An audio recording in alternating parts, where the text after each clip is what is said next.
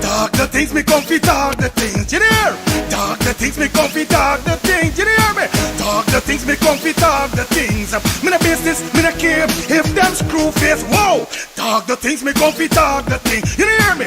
Talk the things me come fi talk the things. Whoa! Talk the things me come fi talk the things. Me no business, me no care if them no worried me. Talk the things me come fi talk the things, you hear? Talk the things me come fi talk the things. Whoa! Talk the things me come fi talk the things. Me no business, me no care if them screw face. Whoa! Talk the things me come fi talk the things. You hear? Talk the things me come fi talk the things. Whoa! Talk the things me come fi talk the things. Me no business, me no care if them not like me. Talk the things me come fi talk the thing. You hear? Talk the things me come fi talk the thing. Whoa! Talk the things me come fi talk the things. You no business, me no care if them screw face. Wow! Talk the things me come fi talk the thing. You hear? Talk the things me come fi talk the things. Whoa! Talk the things me come fi talk the things. Me no business, me no care if them no worried. They hear me fun too much, too much. Whoa! Them not like me not like them.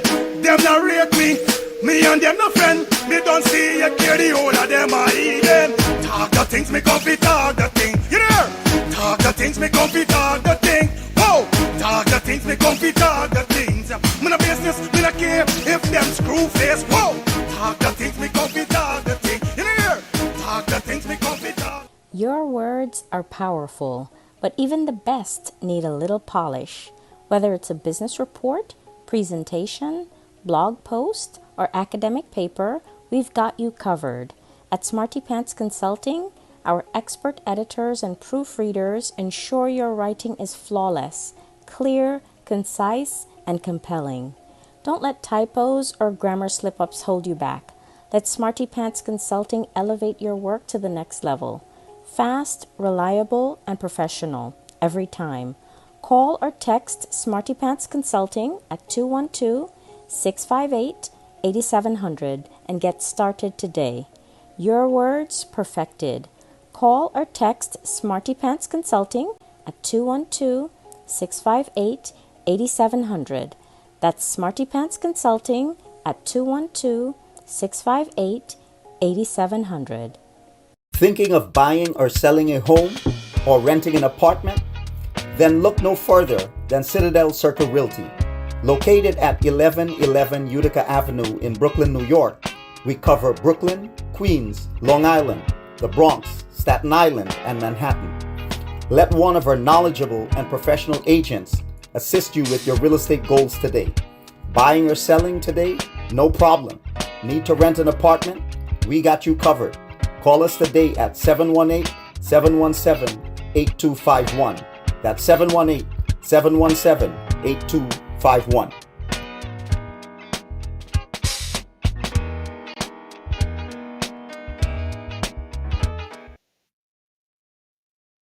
DJ Glenn, Early Morning Flight, Praise Radio 592 presents Cruising with the Angels, Denim and White Edition, Sunday, August 10th, boarding from 6 p.m. sharp. Early bird tickets are only $70, so get them now. And dinner is included. Sunday, August 10th, on board the Liberty Bell, Brooklyn Army Terminal, 58th Street, Brooklyn, New York, 11220. All hosted by DJ Glenn, music by DJ Sean and Baby Wayne. Live performances by Renwick, Gooseberry, Twin Fire, LaFleur, Durant, Eddie Niblet, Again and again, see John the Baptist, don't tell them repent, me come fit tell and so much more. Get your $50 limited ticket special right now. Go to www.praiseradio592.com. Call 718-496-2219. Take advantage of our Liberty special offer right now while supply lasts. Get your tickets now at Upper Dem Express, 915 Utica Avenue between Church and Snyder Avenue, and Caribbean Power Jam, 169 Ramsden Avenue between Winthrop and Rutland Road. Cruising with the Angels, Denim and White Edition, all hosted by DJ Glenn. Sunday, August 10th.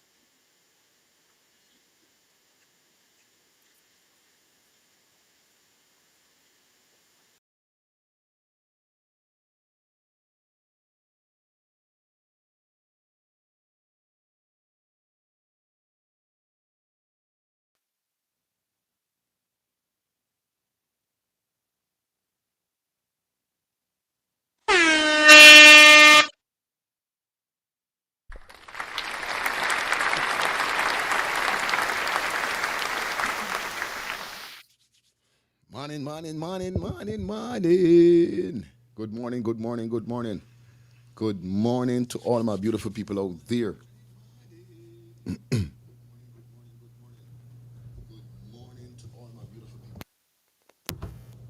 Yeah, man, good morning to you guys. Hope you guys have a fantastic Wednesday morning. You know what it is, man. Top of the morning, it is. You understand? Definitely, it is 12 minutes after 8.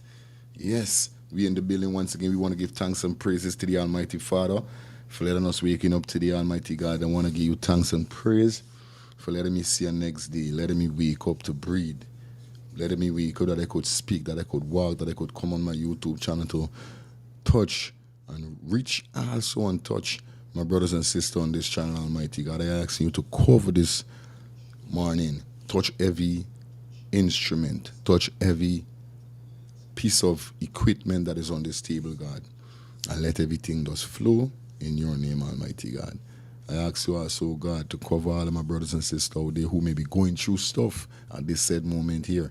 I'm not a pastor, I'm not a preacher, but I'm a strong believer in God. And if I could pray for myself, I could pray for my brothers and sisters too. Amen?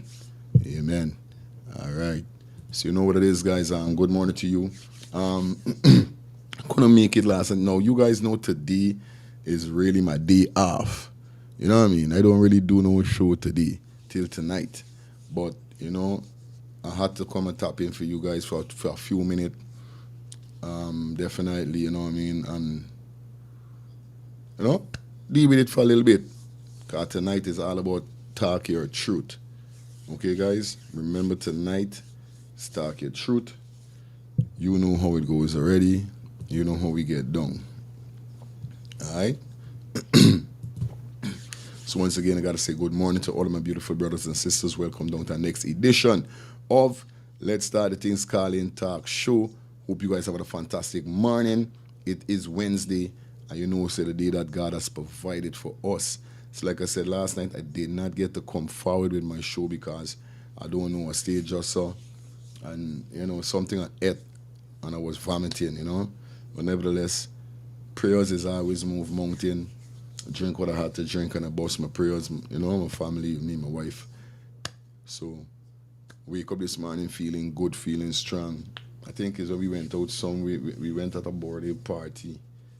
And I think must be some part of the food. That's why they decide not really talking bad or nothing like that, but sometimes some people food, it's not like it's bad, but it's just that it don't connect with you.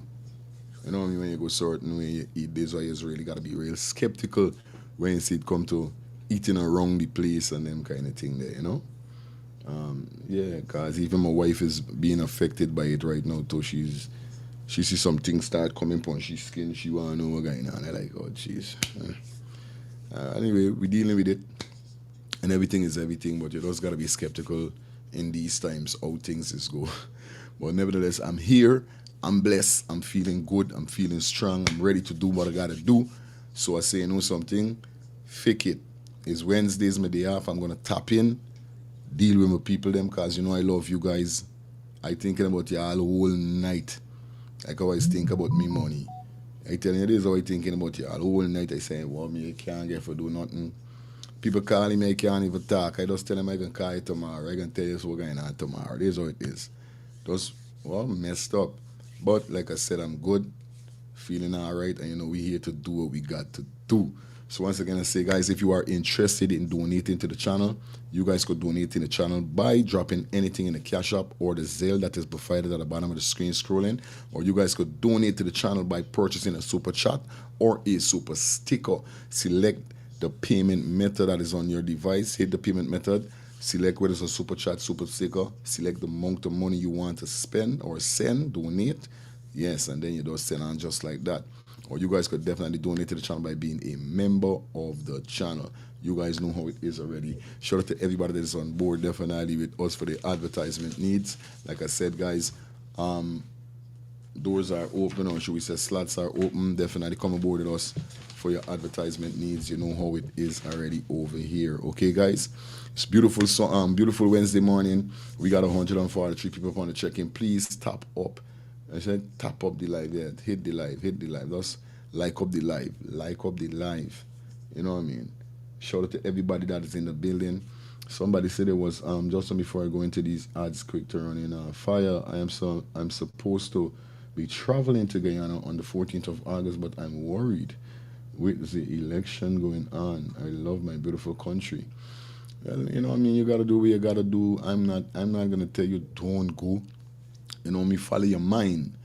If your mind give you for go, you go. You know what I mean? You just gotta stay focused and up on your heights. Don't not say you can't go no way, but you gotta be focused with whatever you're doing. As you go down there, just focus. Don't slumber. Focus. Look around wherever you're there. Focus. This is all. Do what you gotta do. Go back in your house. That's it. Simple. You don't gotta be on the road every day. Ain't doing nothing. You go and do what you gotta do. You meet who you gotta meet. Your little lime, move. Make your little stop, move. This is there, point. You're stickling. So, nothing wrong, go along. You know what I mean? Because if I could have gone home right now, all of the elections supposed to come on. If I could have gone home, I would have gone home. But you don't know how me and them things stay. So, I going home, I got for real. Which you mean got no time with them, Because like I said, me ain't got nothing against the government. I never came for I never come I never build this channel especially for expose the government. Because they got other people out there that is talk about these people them all the time and living in Guyana, They got people that is talk about them all the time and the corruption and them foolishness and them is live in Guyana. So why fighting for going back home for? What I do? Me do nothing, so me got for fighting for going back home. You understand? But like I said, if I had to go back home, I be going back home. Me got time with no election. I don't know. I live army life in Guyana and I don't know how election thing go. Same liming, Same drinking, I went drinking and chilling when election went going on and nobody in dead, nothing didn't happen. So it's not like if nobody, nothing, it's not like nothing gonna happen, but I don't know how it is now from then. You understand? I don't know what's going on now from then. Me know. A lot of person telling me all kind of thing since them been going back home. You know what I mean? But it is what it is, you know what I mean? Some people might feel the kind of way, some people mightn't feel the way when they go home. So you just gotta do what you gotta do, you know what I mean? Top of the morning to everybody anyway. You know it goes already. Alright? Let me run through this quick before we jump into what we gotta jump into. It's about the office and the members of Own Your Own Strength Corporation invites you to a fundraising event, Guyana project. Join us under the company for a event of elegance showcasing creativity, fashion, art, and jazz. It all goes down on August the 16th, 2025 from 6 p.m. to 12 a.m. Donation, $50. That comes with hors d'oeuvres, dinner, first drink inclusive. All road leads to 11455 210th Street, Queens, New York. And like I said, their telephone number definitely is to contact 646 220-1475 or 347-641-5974 or 804-629-7809. That's 804-629-7809. All about 16th of August, fundraising of Own Your Own Strength Cooperative. Big up to everybody of Own Your Own Strength. And like we said, Own Your Own Strength is all about owning your own strength. It's a Guyanese project, so we asking for support from all over. From you here, Own Your Own Strength, you don't know what they're really talking about, all right? Shout out to my people down in Connecticut, man. Yeah, Bridgeport, Connecticut, get yourself prepared. Sunday, the 3rd of August.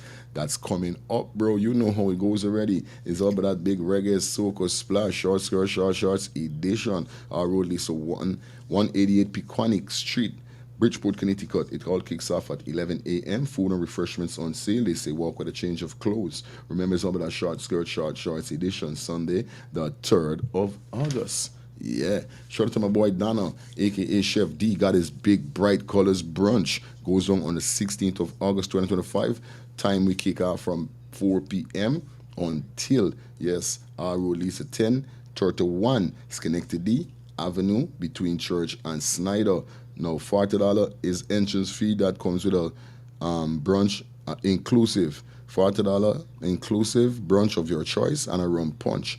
From 8 p.m. to 9 p.m. They will be having a $100 bottle happy hour. So remember, guys, if you're in Brooklyn, if you're on Schenectady, between Church and Snyder, you could check out this party. It's all about the bright color brunch, right? Big up Chef D being on board. Yeah, man. People, it's all about Friday, the 1st of August. Definitely, it's all of my sister. Yeah, man, my friend. You don't know the thing, go Sexy Spice from Brooklyn, my Jamaican link. Keep them big up all of my Jamaican crew. You don't know it's a Spice on board, and it's all about our big birthday party goes down at 1007 Utica Avenue. It's all about pull up and a drive out part 2. People, whole heap of bad DJs there on the card, well-stocked bar, everything up, hook up, food, you name it. You understand? So remember, if you're in Brooklyn, you guys could definitely check out 1007 Utica Avenue for Spice birthday party card. Pull up on a drive out part 2. Spice, big up yourself, happy birthday in advance. You understand?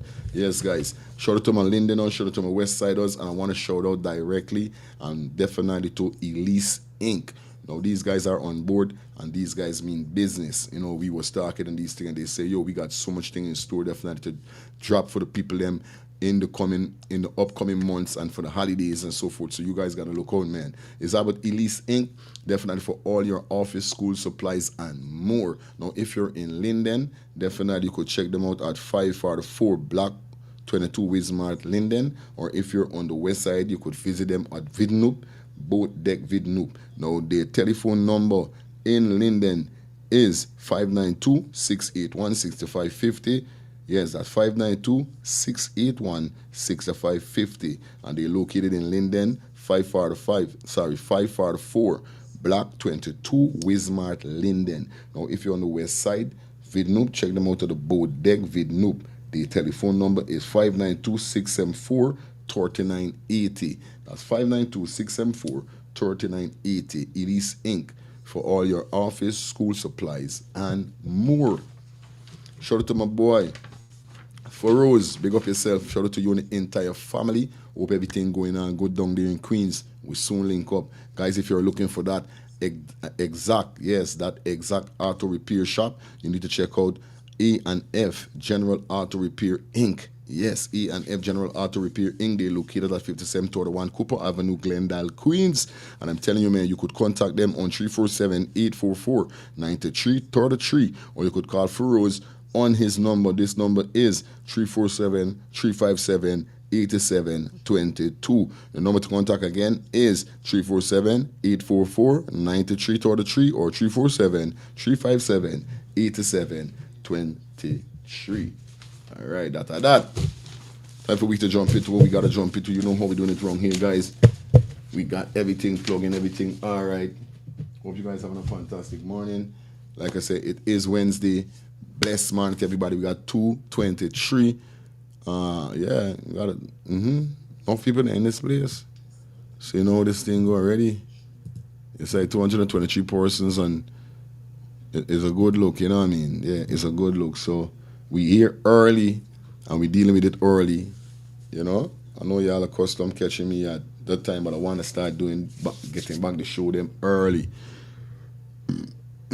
Early in the morning, you know what I mean? Early in the morning, early in the night. Make we just enjoy ourselves. Shout out to all of my I want to let you guys know, do remember, you know what I mean,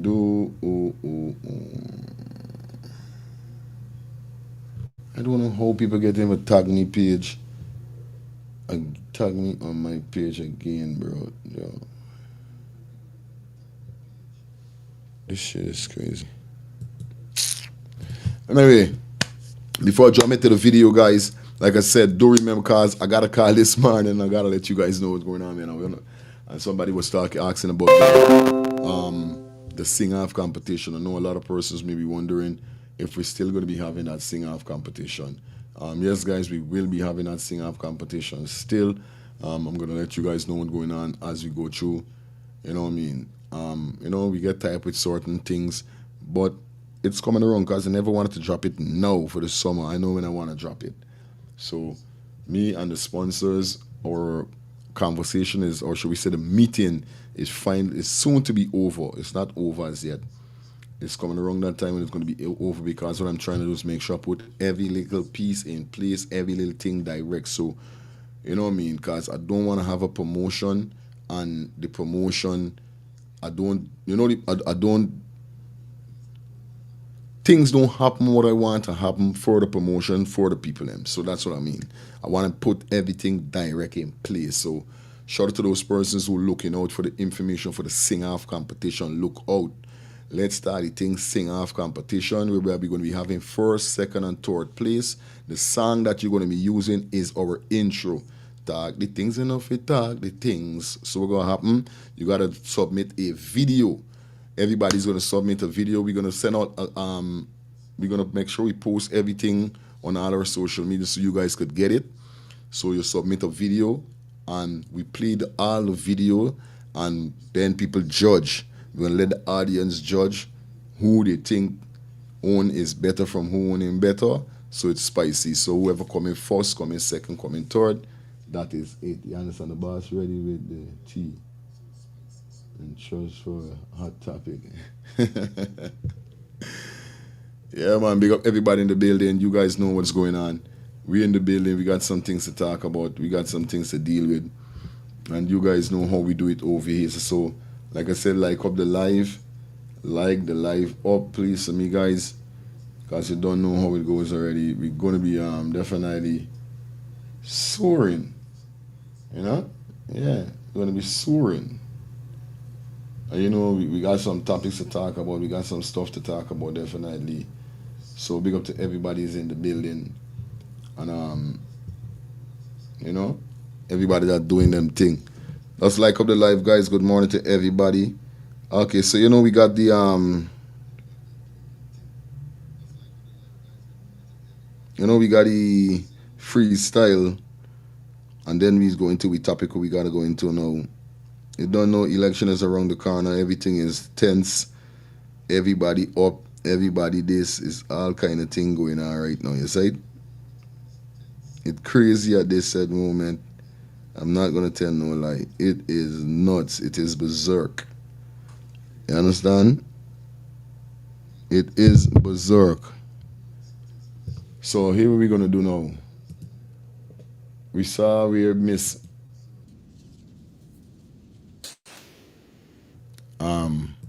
definitely, man. Yeah, everything good. So definitely here we're gonna happen now. We got the freestyle. We're gonna kick it off on the political part. Now we see whereby Amanza Walton definitely came out and she's sending a serious message to a lot of the political parties and letting them know that, what they are fighting for is totally different from what the rest of people are fighting for. Now we know they got a lot of persons on this show that rate Amanza. Big up the Ras anyway you're there. And so it's been a while I haven't dropped a video with her. So last night I came up upon this video that she went live.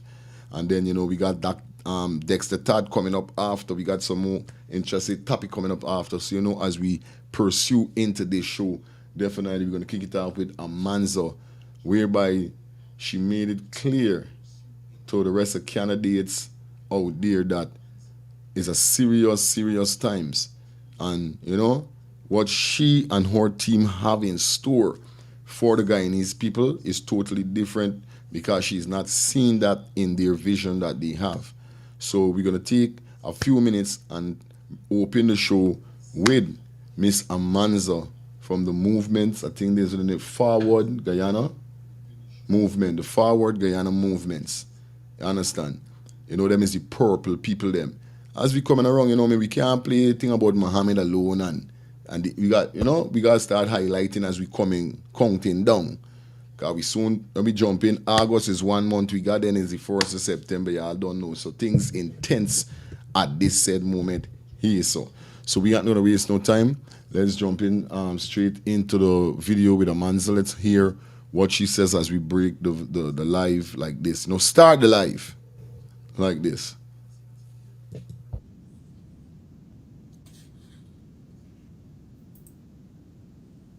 Hi, Harriet. Thank you for letting me know that.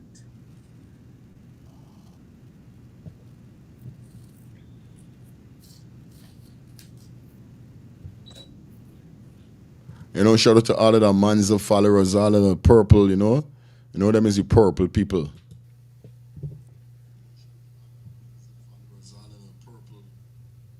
Tyrese, hey, thank you for joining us. And Patrick, thank you guys so much for joining me this afternoon. Lestra, you're most kind. Thank you. I know a number of people have been saying, oh, MP, we don't see you live much anymore. And for that, I do apologize. We've been busy trying to get Gecom matters sorted out. And so we've finally done it. And today the lists have been published. Hi Tabitha, how are you? Tabitha Gladstone, it's good to see you here. So the lists are out, published, and I was thinking that in any other democracy, that would really be a moment of pride. I see Yuan Austin says he wants to get on board with this team. Yuan, could you go to www.forwardguyana.com and we will be happy to have you sign up there. There's a portal through which you could sign up and you'll get all of the information that you require. So go to www.forwardguyana.com and you just follow the instructions, sign up, and we'll get your information, and we'll be happy to share with you any further information that you'll require. So thank you for that. Hansel, thank you for your kind words. Yes, as I was saying, so the lists have been posted. I noticed that Newsroom and a number of other media houses have been carrying the official approved lists for the various parties. Hi, Charles from Suriname. It's good to see you. Hi.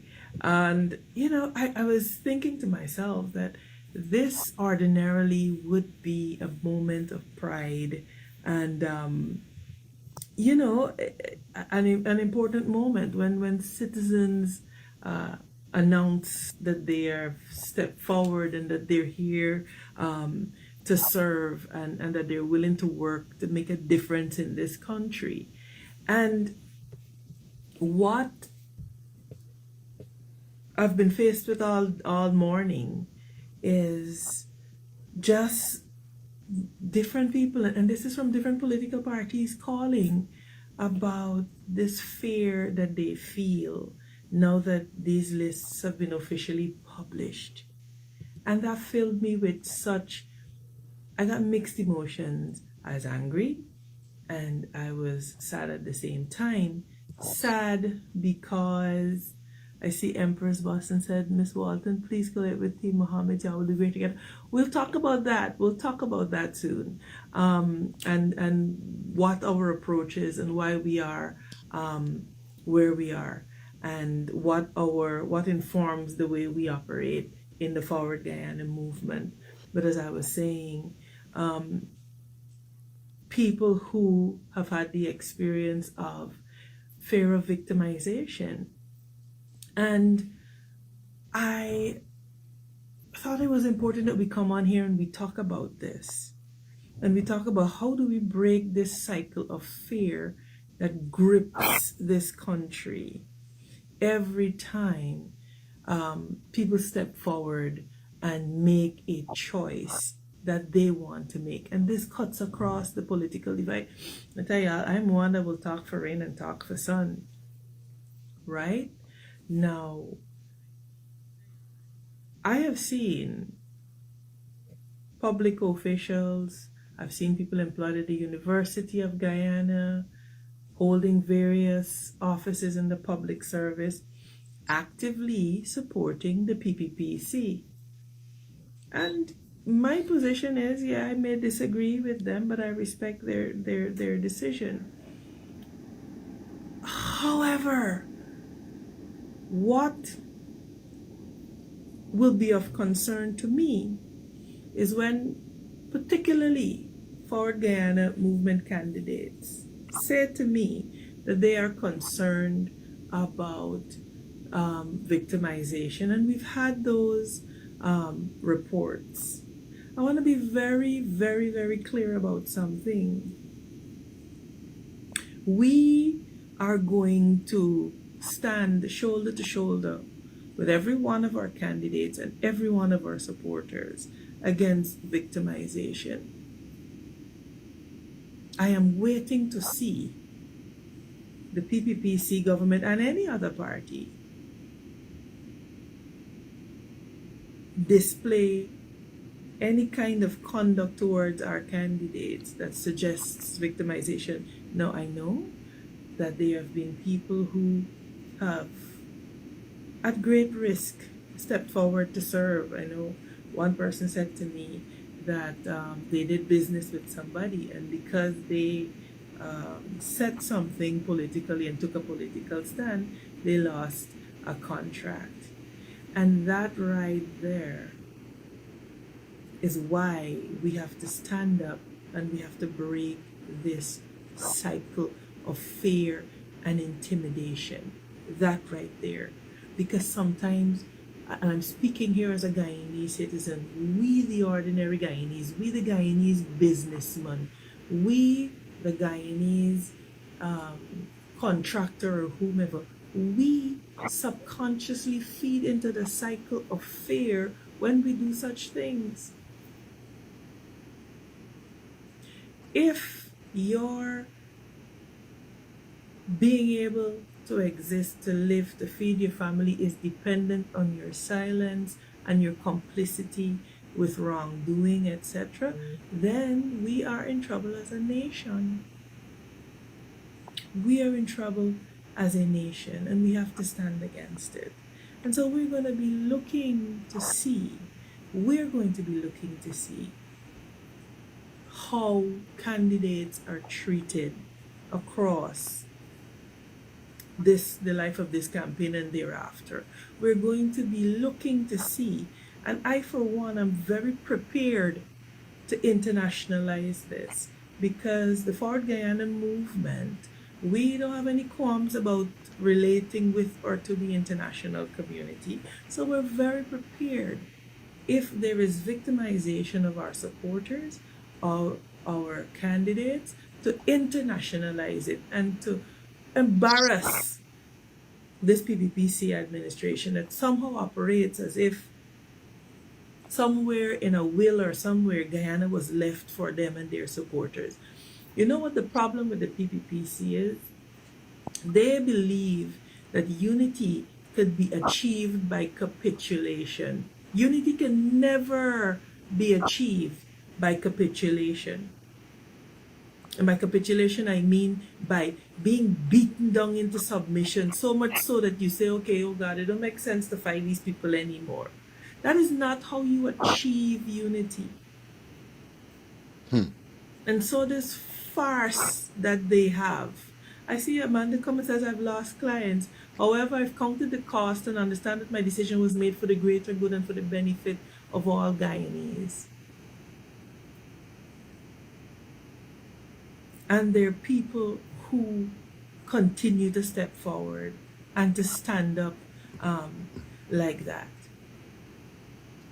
And I am stating categorically as the leader of the Forward Guyana movement that we are going to be standing with our candidates and our supporters. And I am prepared to travel all around this world, internationalize these issues, appear before whichever committee to talk about this.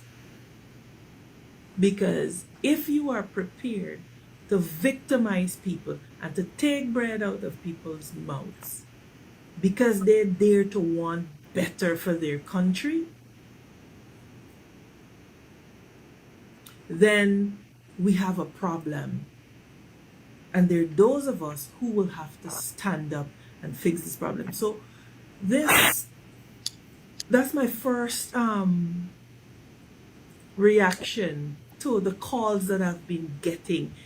You know, I see Ashana says it's time for Guyana to breathe new air. Absolutely, it is time for Guyana to breathe new air. How long are we going to encompass this way? How long are we going to go around and around and around this one thing? All that is required is for the people of Guyana to stand up. You know? And the PPP can't deal with it. And the traditional political stakeholders are having a difficulty understanding that the ground is shifting. And I see Germany, Asafa, I know all of you are welcome here, saying vote with, you know, whichever party is saying vote. And I'm happy that you're here because I want you to hear me.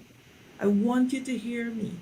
You know, I drive around Guyana and I see this very, what I consider sad display. I see a lot of flags, and I saw the most amusing thing. One day, it appears as though there was a Guyana flag, and then there was an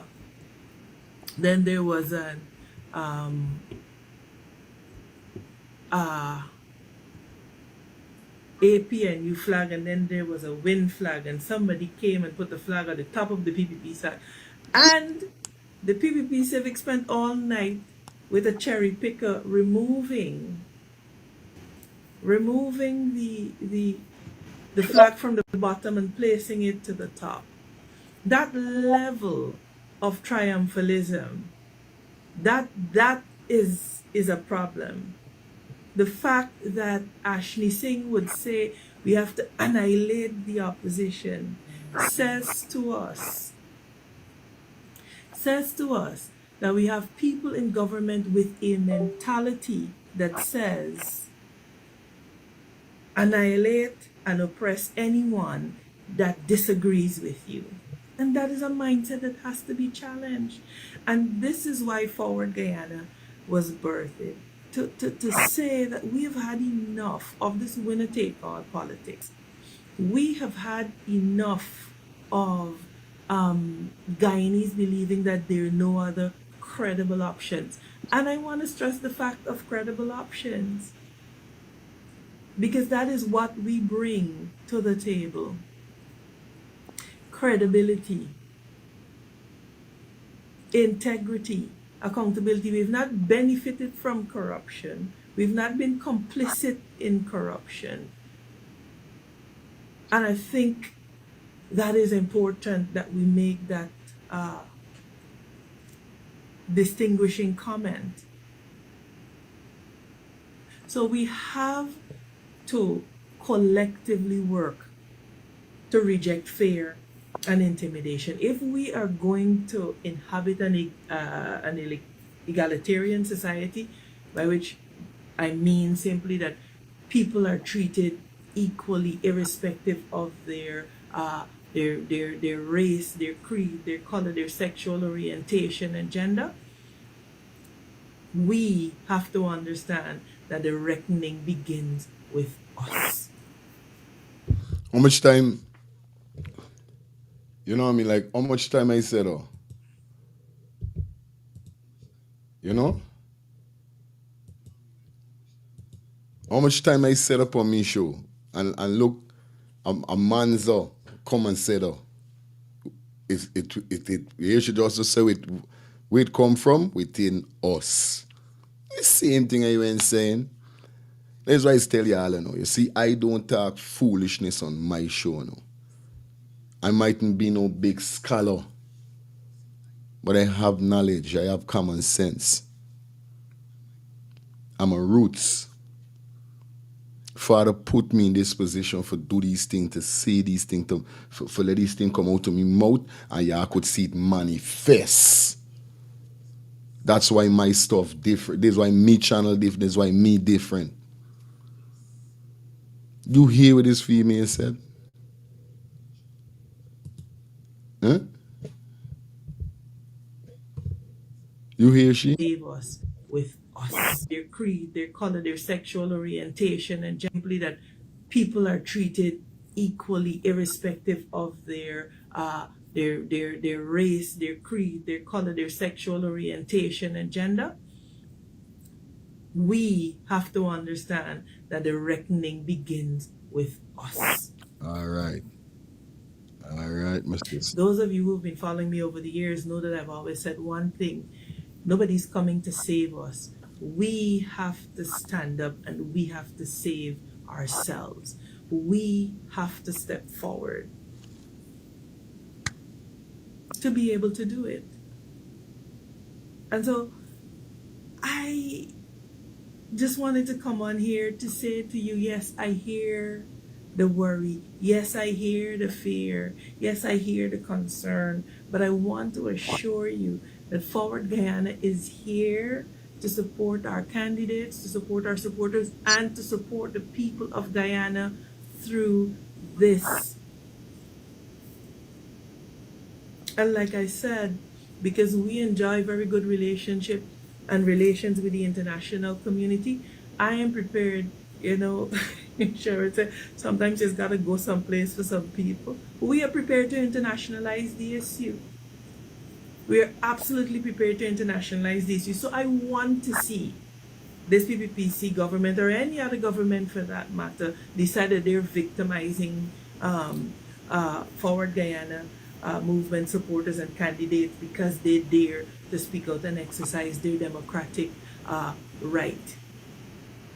And you know where this come from, right? This come from the video that I showed is yesterday, when the guy was burning a fire upon the one that was in a rape situation. The Indian guy was saying that, oh, any one of y'all try coming against PPP, we gonna come for y'all and this, and you went skinning up here yesterday. I forget his real name, Nigel.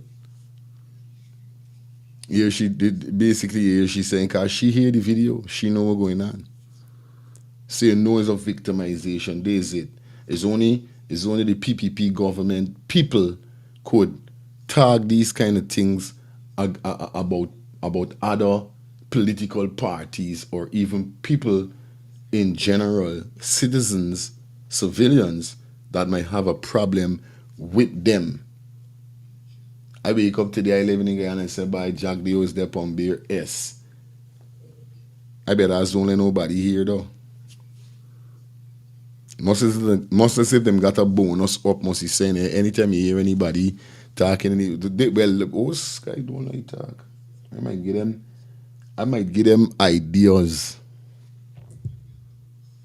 If them and don't thinking it already, I might give them ideas. But this is ignorance, bro.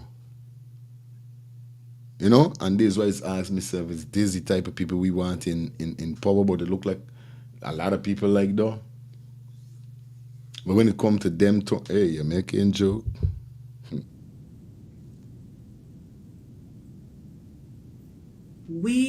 I see Ram Singh says FGM is undermining. Let me say this something to you, Ram Singh, and others of your ilk that will come on here with this nonsense.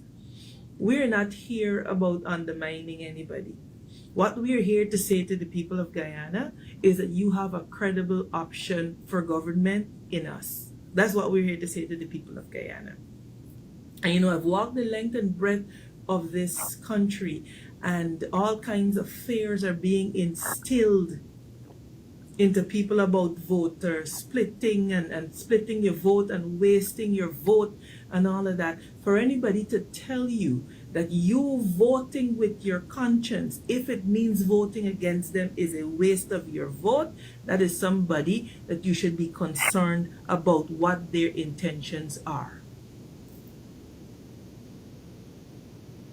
I want to be very clear about that. Correct is right. Because I have been very quiet for a very long time, and a lot of trash has been said all over the place about oh, you're splitting Afro-Guyanese votes, you're doing this, you're doing that nonsense. If this country is to grow and thrive, Guyanese must feel free to support whoever they want to support in this time. Whoever they want to support in this time.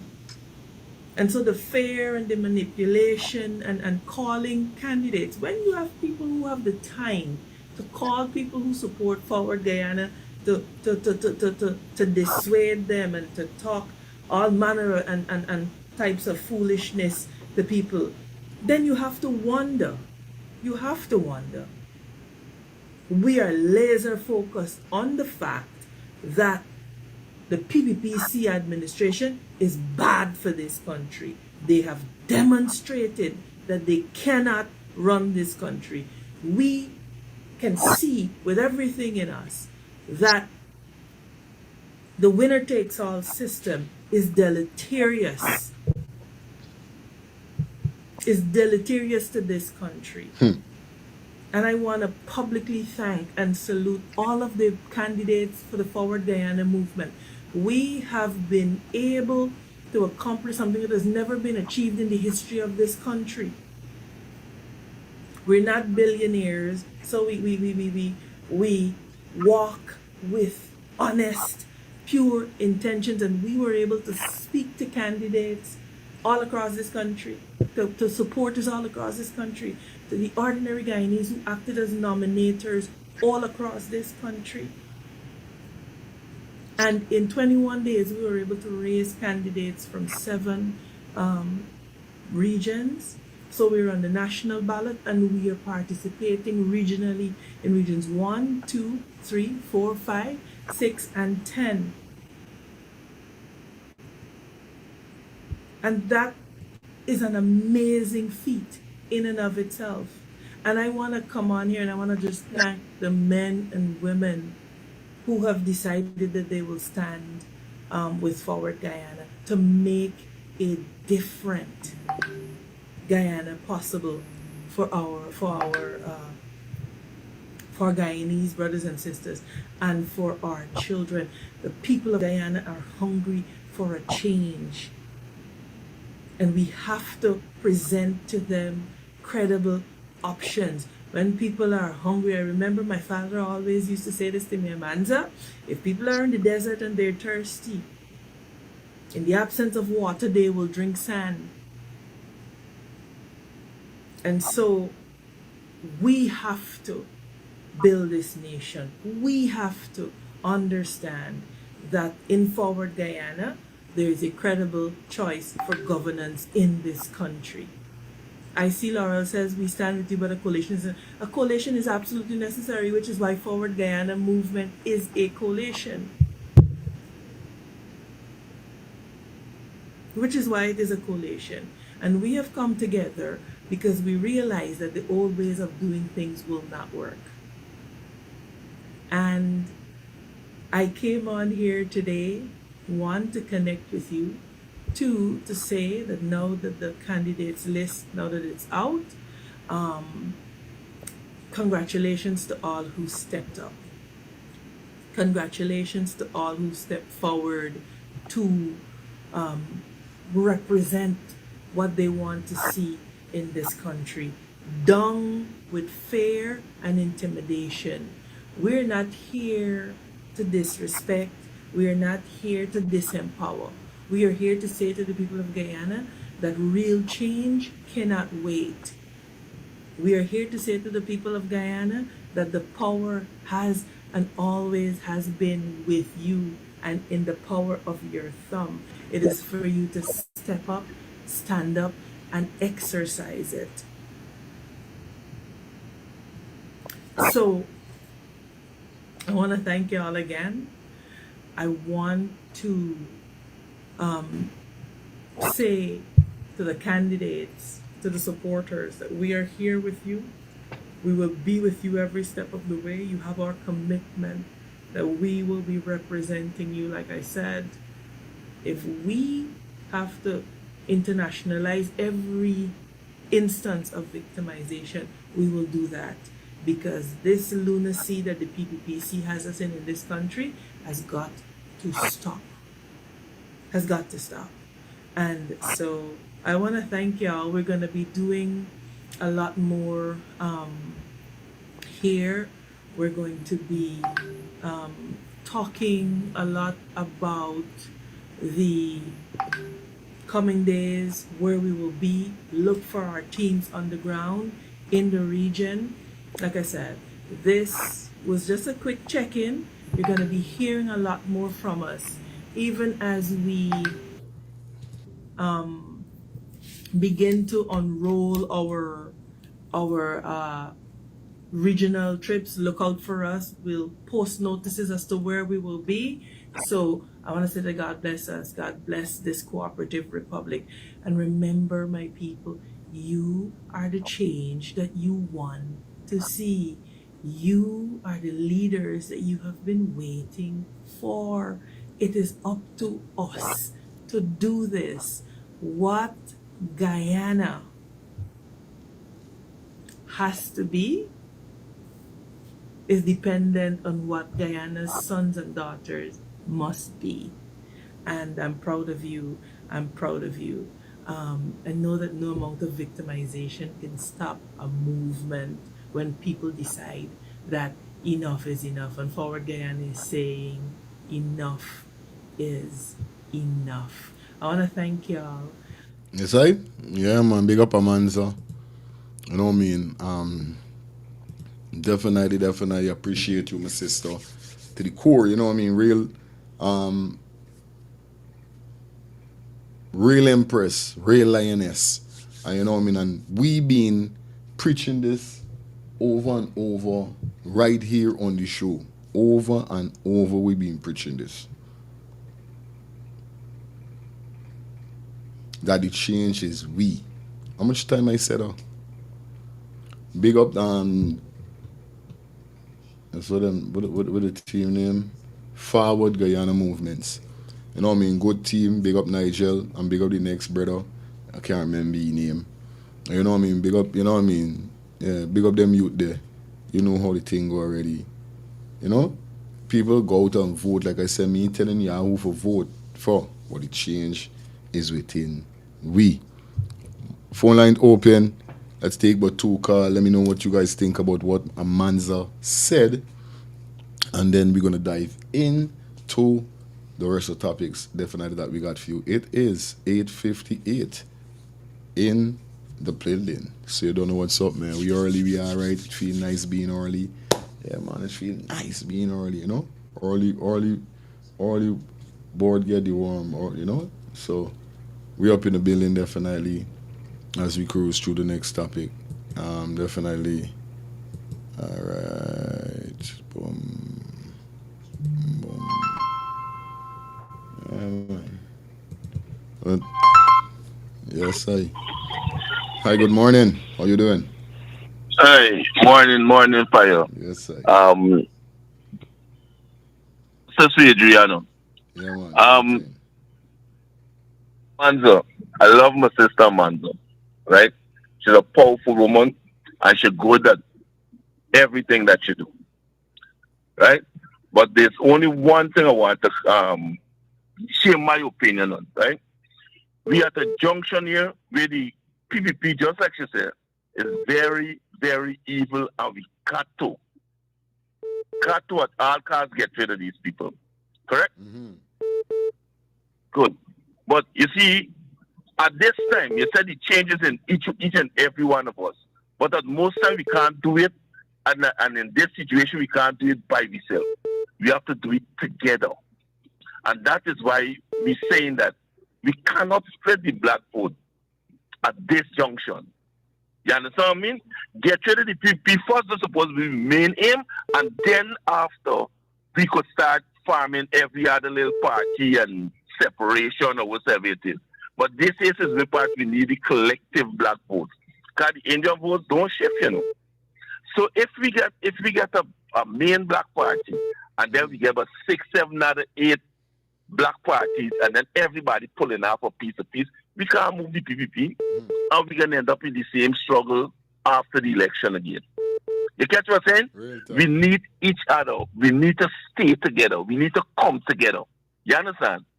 And when we don't get rid of them, everybody could farm the little thing. So by the time the next go wrong, if this one that we come together with doing stupidness, the whole country will see, and we could start moving to whatever it is. But at this juncture, sir, we need to get rid of the people in every means necessary, I mean violence. Mm-hmm. You understand? But we need to do it together. All right, this is it. You understand what I'm saying? Mm-hmm. So, that's why people complaining about the black vote splitting. If the black vote split, we can't win them.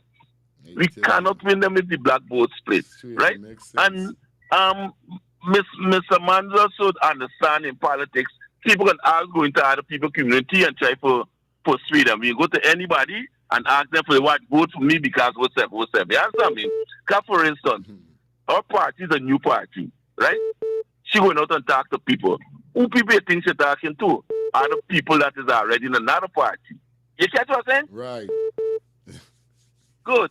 So that's why we asking people, that's why I could agree with whoever saying don't split the black votes. If you understand what I'm saying? Okay. All right. Good. Respect man, brother. Yeah, man. Respect man. Yeah. Mm-hmm. Hello, good morning. Morning, fire feeling. Yeah, my brother. Amanda, you're on point with a lot of things, you know. That's why yesterday when I came and I telling these people about the internet and the seriousness of them taking these people money and putting on this t-shirt. You're doing that, you're joking yourself up. Real thing. Full. He's saying that the first caller, that together and then split. When you split again, you give the PPP another opportunity for come back in. Understand? She trying to do it because everybody got their own different policy, and that's where the separation come. See? Mm-hmm. You gotta understand. She policy is different to Mohammed, PPP, APNU, and the rest. And we focusing on just black vote, not black people, black vote. The Indian are spreading out to Kaya have enough little in them party out there. You see? And this is because a lot of them know they can't win. but they could take away the seat in parliament from the PPP government. So they don't have that strength anymore to make certain decisions without they won't get the majority vote. You gotta see this thing is deeper than the surface that is painted in front of you. None of these people just looking what on the surface. You gotta go beneath the surface. And that's what you does do, I does do, and enough of us do. You see? But now some of these listeners, they don't do that. They look on the surface. Real talk. She gotta try a thing. You never know what could happen, bro. Even if she don't get the presidency and she get a seat in there, she could make a big difference in decision making. That's what Mohammed said to gather these people. If it benefit the people of Guyana, then he would vote upon it. And that's what all of these parties running to get. Now, they know they might not get them out of power, but they could stop all these decisions they make without. I remember they have the majority right now in seats. Give them that power to make all the decisions they be making. And I said, I'm out. Are they listening though? Respect and manners, my brother, all the time. Yeah, man, we gonna take 2 more calls and then you don't know the thing already. Yeah, man, we're gonna jump into the next segment that we got definitely for you guys. Good morning to everybody in the building. Yeah, man. Nikki, big up yourself.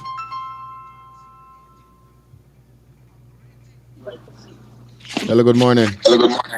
Blessed good morning, Fire. Yes, Blessed sir. good morning. Yes.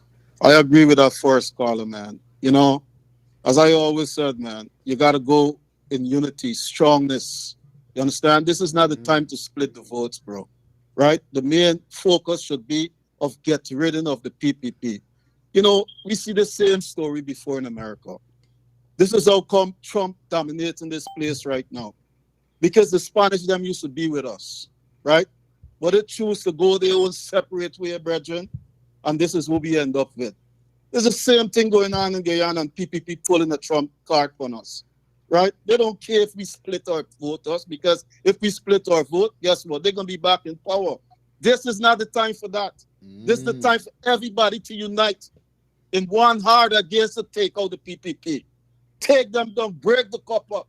And then after that, everybody would have piece of the pie, and then they could split. Aye. But the main focus right now is to get rid of the PPP. Because if we don't get rid of the PPP, trust you me, brethren, Guyana won't be Guyana no longer, brethren. It would not be Guyana no longer. It's too much of wealth. We should not be punishing like that. The people them should not be crying out for help. We out here, we live foreign. We don't care because we're not down there. We here. We could survive up here. But what about the people, the average people down in Guyana? I never vote in Guyana. I can back up my country, brethren, by speaking from abroad, brethren, to say this is the way to go. We should all have one voice, bro. Not we up here saying, yo, go here, go there, go there, go there. No, I love all these people. But we need to join together. We need to team up together and destroy the PPP.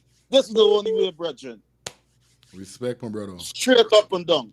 God bless you. And may the people who have ears to hear it. Hear us. Amen. One love, my brother. Yeah, man, this is the thing, bro. Everybody's opinion counts. This is how you guys feel about it. What's your thoughts upon what Amanza said? Let me know what's your thoughts. It's a beautiful day. It's Wednesday. It's my day off, but I'd rather spend my day off with you guys. Let's get it. Hi, good morning. Yes, Fire. good morning. I say program to get done, you know. Hey, mean if I ain't done? I must done. I don't like we watching me. What color jersey you got on? Green. All right, that is it. So Fire missing you all the time and I get nothing. I was just telling you a video you're looking for, somebody was telling you something about.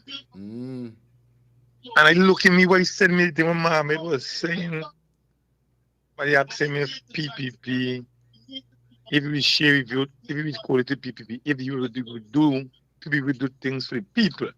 But I want to send them. I can't find the video, so you know, I'll send you it, and I can't think. But I want to link me in after this, Carly. You're there live. All right, cool. I'm going to link you. All right. I'm my brother. Mm. That's a party, man. Everything good, man. I don't know. I'll try to get certain things, you know. It is what it is. Anyway, let me jump into our next topic quick and fast. You know what I mean? Because you don't know the thing already. You know how we vibing it wrong here, so. Understand? Final call, and then we're gonna jump into this.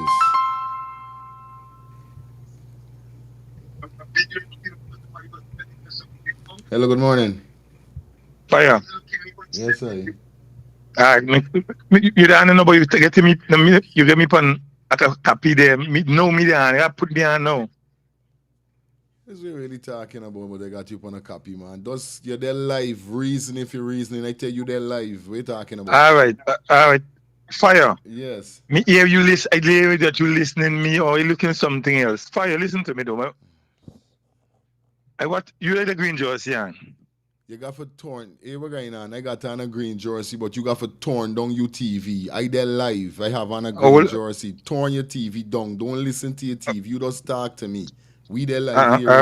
All right, good. All right. We there live here in UA, so. All right. We talking about Nazi Walton, the lady, that's the lady, right? Amanza, that's one of my favorite politicians. When she step away from APNU, I feel a kind of way, but I can't go against her because she fight for the people. But we're talking about the separation partner. We just win a local election, clean sweep, PPP outright. They might declare it, buddy. Where we running all about the place going, brother? Where we running going? Where we going by? We just won a local election outright. We just won a local election outright. Where black people running going? We just need to settle ourselves and go back to the polling station the same way that we went in the local election and get to the PPP, brother.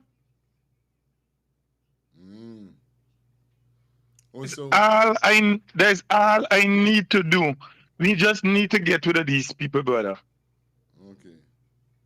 And if the small party wouldn't wanted to call it, because we saying they say so. I was with Mohammed, going with Mohammed on a little that it's good that you're in election, people need a change, brother. But let me tell you something.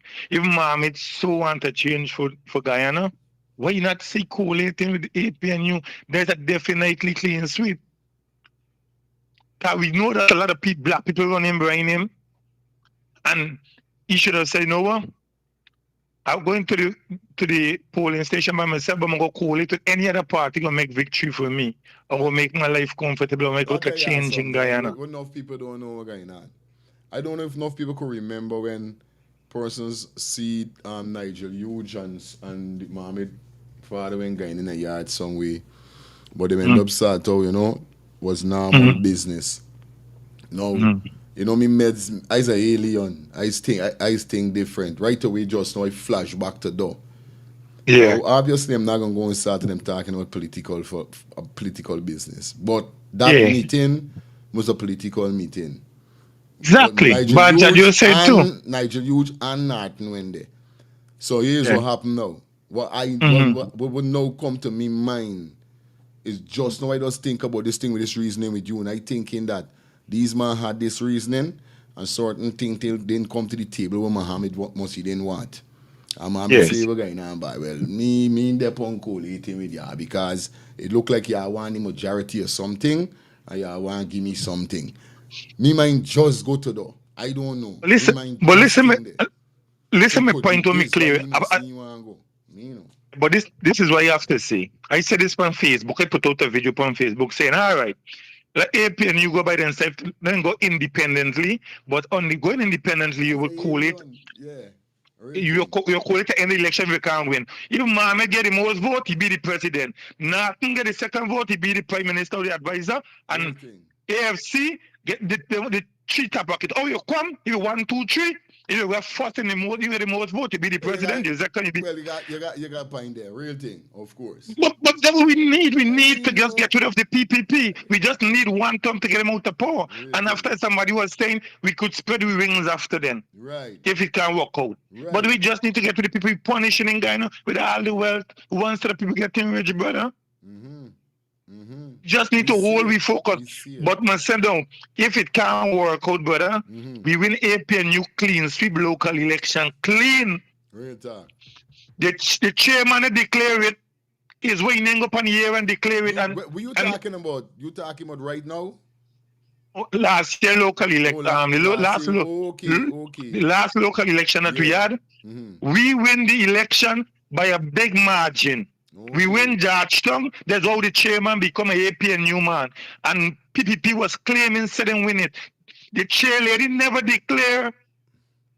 Is this banner will get the TV station declare that the winning even 98.1 for me get your own station, your news thing now. We name. Okay. Gardy Mosley. Gardy Mosley is the person who declare that APNU win. And after them, then swearing the chair, people them in Georgetown, the mayor and all kind of thing. So we saying we get a clear way that we could win the election, but we just got to stay where we are. But we're moving all about the place. But in Jersey, collecting money, making PPP look like a big set of supporter when they're ready for the election. It showing that they've had this support all the time. But just this support they want out there for the election, no, brother. It's just this support that they're getting a lot of people out there. But sometimes the people ain't just going there for the money. It's just the money maybe they're going there for. But these people want, all the people want the observer and see is that they're getting a lot of people for them stick them vote where they want to stick it in. Yeah, man, big up yourself. Thank you for coming through, brother. All right. Yeah, man.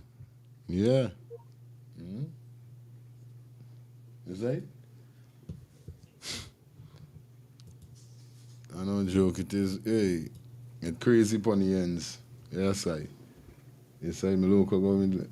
Yeah, man. I think differently. Now I go back to Don. I say, you know something? These man them did had attacking before. Even if then, not then, from video whereby these man had a conversation. And whatever lay out on the table, Azudine Mohammed did not please of. You understand? Azudine Mohammed did not please of it. Cause it looked like Azudine. Remember, Azudine don't want to run for president. Norton gonna want to run for president. Nigel Hughes gonna want to run for president. Everybody gonna want.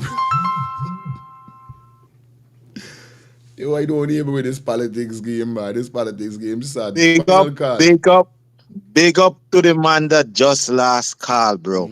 Remember I said what I said yesterday? A lot of them didn't believe what I'm saying. The man just said the same thing.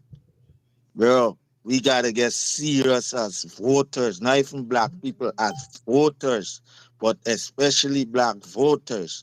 Stop taking the money and put on the t-shirt, bro. You're billing these people vote on a level that you don't even know. These people playing chess with the voters and the voter playing checkers. All right. Big up to the man. That's all I have to say. Hello, good morning. Yes. Hiya. Yes. Greeting. Yes, sir. I just want to tap in on your for you. Tell the people in green if they don't go out on body, I focus on the right thing. And I just listen to the program and I really respect a lot of view people, but then focus on the right thing. They gotta go out and vote all years they can't win. Right. So respect, brother. Thank you for accepting my call. And you're doing a good job. Respect. You're doing a good job. Just keep it born in the same way, but share the word, buddy. Let it go out all years the vote and count. Watching all over the world and see what going on, even in America. If you don't vote early, when the vote, by the time the votes come, don't make sense. It's what then in the ballot when it comes. Then is this what's come? So, real talk. Bro, I think this business time. Watch if you go up on video, I could show you my ID card for People's National Congress. As an original PNC, I have my palm tree ID card right in front of me here, brethren. Respect, And brother. it pains me to see. It pains me to see, brethren. I'm born and grown in Camberville. My first job is in Congress House. My first job is in Congress House, and it was given to me because I was on vacation and I was with my grandmother, and the original president of the Cooperative Republic of Guyana gave me a job to fix chairs in the auditorium. So the young Guyanese people, they are not focused on their self, because if you focus on yourself, you can see what is lacking. We can get people coming to the community and looking after the affairs of the people. This is what we lacking. We want to do this person and the person. I'm not distracted about that. My interest is to see the Cooperative Republic of Guyana develop in such a way that all ethnicity can benefit in a humane way, bro.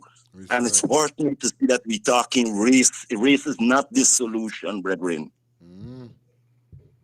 Respect, it's not the solution. It's hurting me, brethren. We got to focus on God, how we can do this thing together. Oh, all right, fire. We don't have to fight. Look, I'll tell you something. I don't have to fight the PPP. The PPP had a ton of 28 and they get 4 or 5 more.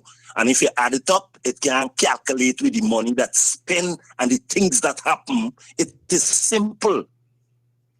You don't have to lambaste them. The facts is there to show why we want to change.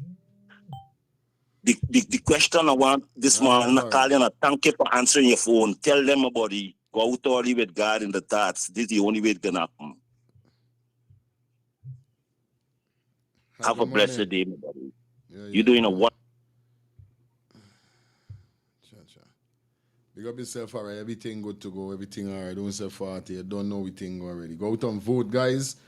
Out and vote. You know how the code go already. You understand? Yeah, man. Time for we jump into the next topic, you know, because we ain't up on this party. It's all the time. Our next topic as we go through and we go down the road. You understand? Let me listen this here, so from this brother.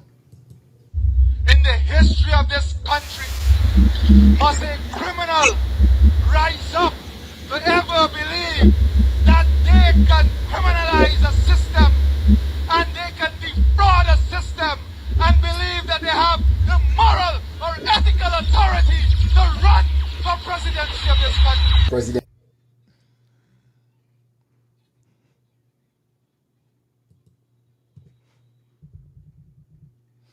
It's only about victory.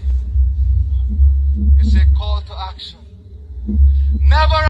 The man said this is not a call for victory. This is a call for action. I mean, they're upon no victory, none. We don't know we win. We there upon action, badness. Not a buy. Could play. He doing badness. I want to run for president. Again, in the history of this country, must a criminal rise up to ever believe that they can criminalize a system and they can defraud a system and believe that they have the moral or ethical authority to run for presidency of this country. Presidentially sound good, right? Sounds good, sounds great. Sounds like the right thing to say, right?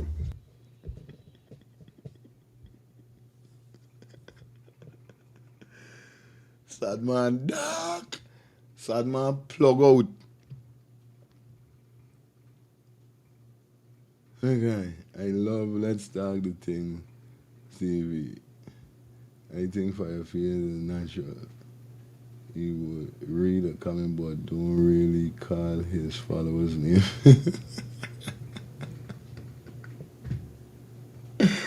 Hey, royalty, big up yourself. This is what I'm telling you about our ceremonial president. Wherever there is a microphone, once... No, I love you, I still know. Don't watch nothing. I can call names, sorry. Royalty, big up. President Ali takes the microphone. The people that are there in attendance are in for a treat. President Ali never with a man that tried to criminalize and a system and defraud a system and all of these things, have the moral authority to say he's running for president of this country. Where is that President Ali? There were 19 fraud charges that would have been levied against the same exact President Ali that just made those bold statements that you heard a second ago. 19 fraud charges. And when President Ali became the president of this country, Soku dropped the fraud charges. The 19 fraud charges that were leveled against President Dr. Ali, alleging the illicit sale of lands, were yesterday morning withdrawn by the special organization Crime Unit Soku. And this is because Mr. Ali would have been sworn in as president. Isn't this a classic case of Pat calling the kettle black to some degree? Now granted, the fraud charges are different, but it would have been a similar circumstance where the president 19 fraud charges. In that case, a criminal offense, thought that he had the moral authority to run for the governance of this country.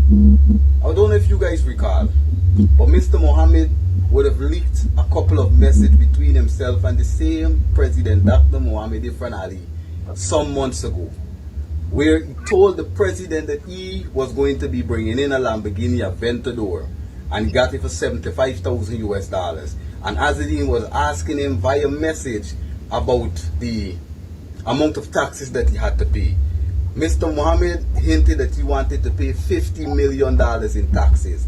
The president allegedly, according to the messages we saw, said that he should pay $25 million in taxes. Now, isn't that aiding and abetting and encouraging the same man that you're accusing or trying to criminalize the system? You know, when I see that, I say, what? You know what I mean? Like, Mohammed, although Mohammed know you and you Mohammed good, Mohammed could have said, all right, here we're going on. You know, I want to pay all them taxes, and you could give me a 10 million taxes. You know? Because you don't know me, you good. But Mohammed said no. Mohammed said he was going to 50 million. 50 million. Sadman said no, 20.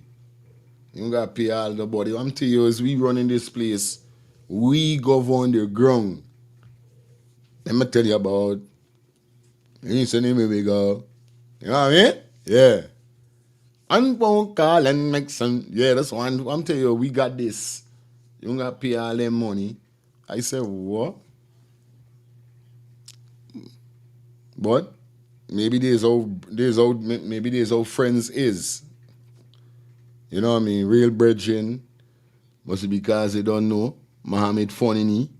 And he said, well, all right, don't bother to use fund this party, so you got to pay. You don't spend a set of money.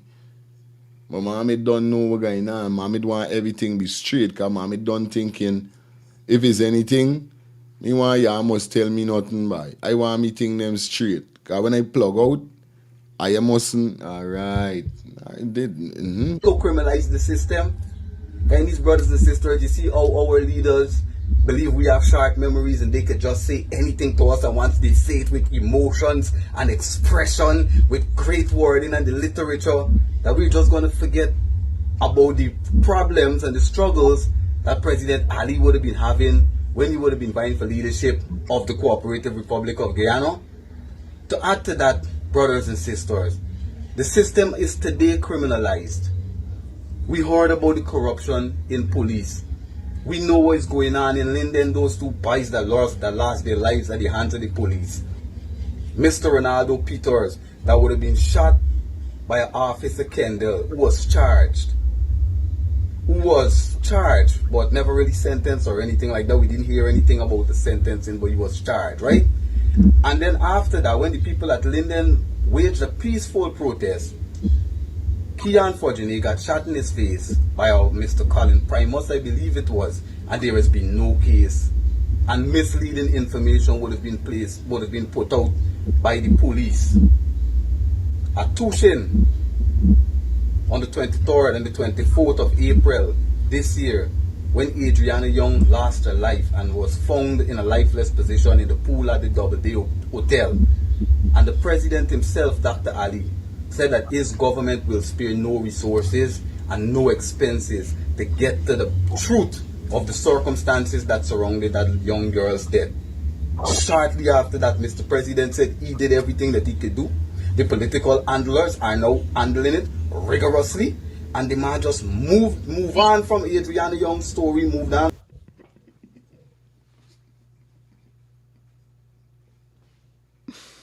The man just move. The man say what's going on. Soon as them ask you about the man say we're gonna want to move from here so fast before anybody see me. Take out a picture and here I talking about age and hey, the political analysts, I out. Hey. I do everything for these people them. These people them there for nothing. What you do for them? What really you do for them, Mr. President? Huh? You vex with me or what? Huh? Something bad in you or what? You're sick or what? Your brains ain't working good or what? Hey, Mr. President, me understand already going on with you.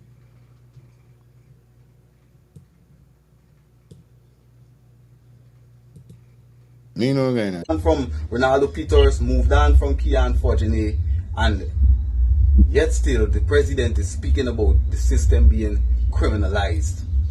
Today in Guyana, brothers and sisters, with all of the events that have unfolded and that continue to unfold, I do not believe anyone in government today in Guyana here can speak about moral compass with the crimes against humanity that they have cast on us, with the apartheid, the financial apartheid, with the gatekeeping that many ministers of government have done with gatekeeping Guyanese from the wealth of this nation, hoping that we stay uninformed and docile while they continue to save for the 10th, 15th, and 20th generation, subjecting 48% of our people to to live below and at the poverty line in this now rich economy where their parents and their foreparents would have sacrificed, just like men like President Ali's parents and foreparents should have sacrificed. Why should these people live the way they live and we be struggling and scraping for scraps in this country?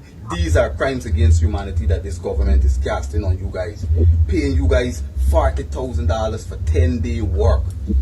And then there is no fixed group of tasks that you guys have to do. You have to do anything that some superior tell you have to do when you go to these jobs. The demoralization of our people. The way this government treats us, I could tell you, brothers and sisters, they do not value us as individuals, as human beings. They see us as a workforce for hire. And they can just rent us out to the Chinese and to the Canadians and the internationals that in this country running businesses that treating our people terribly. Our government has no standings to speak about moral compass or about moral authority. Because see, Mr. President came up to Linden when the people were striking, spoke to Kian Forgenet's mother, expressed to her that he was going to do everything that he can, everything in his power, and he was going to make sure certain things were set in line for that mother. And a couple of nights ago, I saw that woman on Facebook crying out to Mr. President, saying that he can do better because she believed him and he did not live up to his word. Same for the family of Adriana Young. Now, brothers and sisters, I want you guys to have your eyes open, because there's going to be a lot of words in fog. A lot of context and a lot of rhetorics and a lot of utterances filled with ambiguity, misleading and manipulative to cloud your judgment. But let your memory serve you. Let your lived experiences serve you. Do you know anyone in the People's Progressive Party civic government, even the bishops and the pastors that they take into their organizations, they clearly have lost their humanity, lost their decency, lost their integrity, and they do not empathize with you. Look at Pastor Mark Light. Look at what he did to the Teachers Union, where the PPP welcomed him with open arms and put him on their civic list of candidates. What I believe the standing government is yet to realize is that the people of this beautiful nation are not as docile, are not as uninformed as they think. And they should have the respect enough to come and apologize to the people of this nation. The PPP ran this country from 1992 to 2015, and you guys were doing what you do, which is enriching your affiliates and cohorts. But because the country has gotten so rich, And the country is now getting so much of attention from the internationals and the American companies who the PPP are welcoming right now, as would have been said by the ambassador, Ms. Nicole Terriat. Because of these things, the people in Guyana have now been brought in the loop. And because of the wealth of the nation that you can continue to pour in with the $1 trillion budgets, cost of living continue to rise. And even though the people have been crying to the government for the past 3 years, the government ignored us and have arrogantly implemented a new manifesto that have nothing there to remedy the bread and butter issue that the general populace of Guyana, the public sector and the private sector are crying out about. Minimum wage, taxing threshold, pensions, public assistance, price for land, price for utility. It is these things that the government needs to change if they really care about Guyana. I hope y'all hear me, my brothers and sisters.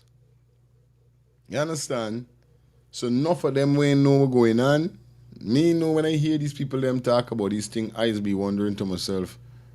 But then it comes clearly to my attention that it's only friends and families benefit once you're on this side.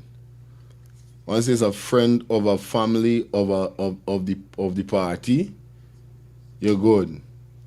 That's why everybody licky and beggy. Cause a man got quick for turn a worker for a man. A man got quick for wipe and clean dog shit and sweep my yard and all that kind of thing, just to dress up in name brand and them kind of thing. Hey, Father God, I thank you every day that you raise me the right way. I just give thanks. Now not a buy. Could have said fire. Come wash my car. Sweep my yard. Oh, let's go and do this. Go and do no. Do I broke? It's a big buy. Yeah, I mightn't have money like them. Then call me broke. This is why I say broke. Do I broke? I show you that I don't give a damn about you money. They ain't got no political party could buy me out. Although I don't believe in them. I don't have time with them. I don't trust them. I don't have no time because I know how they stay. So when I hearing the poverty in Guyana, but then I see some of them, then I say, yes, it's the family and friends. You gotta be a family friend of somebody in the PPP. This is how you're gonna get your little, Once you're dead family and friends with them, you're good to go. Once it's against them, it's a different situation. Once it's against them. You understand? That's what Lil does. Sell does, or he pay poor people for a fool. Plays poor people for a fool. He had promised to Harry boys. Yeah, it's right, man. Yeah. He said no stones were left unturned. This is what I tell you, the people them, and when they come here, them they say, hey, Mr. Jack, they was come and say, we delivered everything that we said we do, we done it. And these things say so. These things never get done. And they say everything that they say they did, they done. And things like this never get done. The family, the mother dead, the boy is dead, nobody ain't get no justice. People that day like today ain't get no justice. Alright, the sergeant get locked up. If he's still there locked up, who knows? Because if it's one thing I hate, when I hear them get remanded, they get remanded. One, they can't get sentenced. You can't hear the sergeant or whoever that shot, whoever.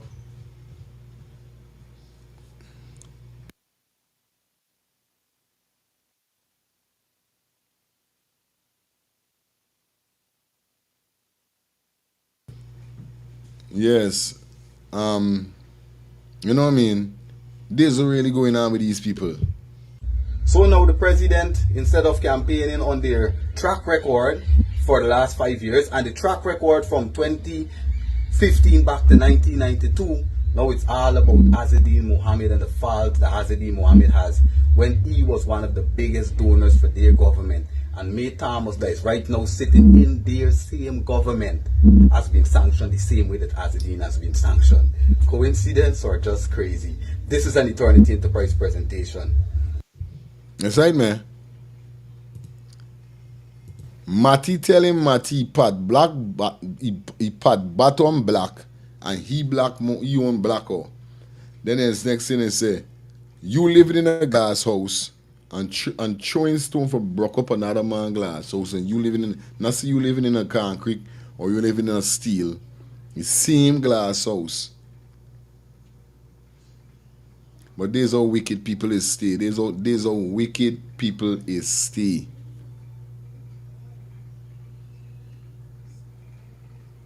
You did it, and there's something I is vexed with. You know, big up Finesse 2 time. He said how when they do it, it's all good, but when you do it, it's a problem. When they do it, it's all good. But when you do it, it's a problem. So this thing is only one side. It's only you for get money, it's not for get money. You for drive, it's not for drive. You for be the baddest thing and still turn the president. But the next man that was friends with you at the same time when you had sanctioned about your badness, come now with this Maduro bull. And now this man and Maduro is friend and all them strawmanies.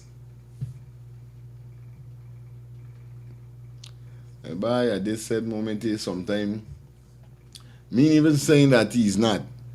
Because at this said moment is when I think about Ailey's situation, I got to think twice, because they're rooting for people and then next, people turn out for don't be. But, sad man got for crazy for that dealings with Maduro body.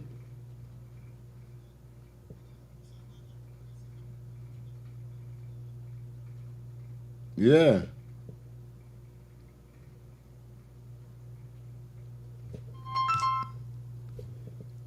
Hello, good day. Yeah, morning. Bless morning. I want for you. We are from Ali. 119 fraud charges. Who the Canadians revoke his visa? The same of Ali we talking about you.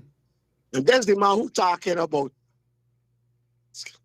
We take a risk with you, take a chance with you. Can you do really bad?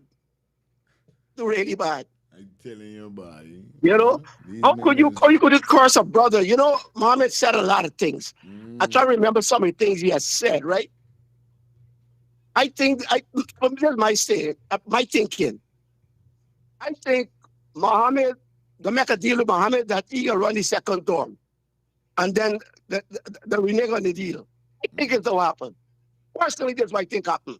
And Jagio know it, and Jagio was said, nah. What happened, fire? Let me tell you, they are now going down the wrong road. Yeah, man. I am telling you, brother, I keep it out of the country till after the election, friend. I'm not going there until my wife already said to me, you ain't going to Guyana. Real thing we say, bro, straight. When it done, so, then. And then I listen to another thing with this guy critic on Dexter Todd. Oh, you play Dexter Todd thing, so I'll call you back on it. Why you put it out there? Yeah. And then I put him a 2 cents. All right, my brother. All right? Good. Good, brother. I'll listen. Yeah, all right, good. It's trouble. Yeah, man, let me jump into the Dexter Todd. Uncle know we're going on good. Like Uncle is me operator. Uncle say, well, now we're going into the Dexter Todd.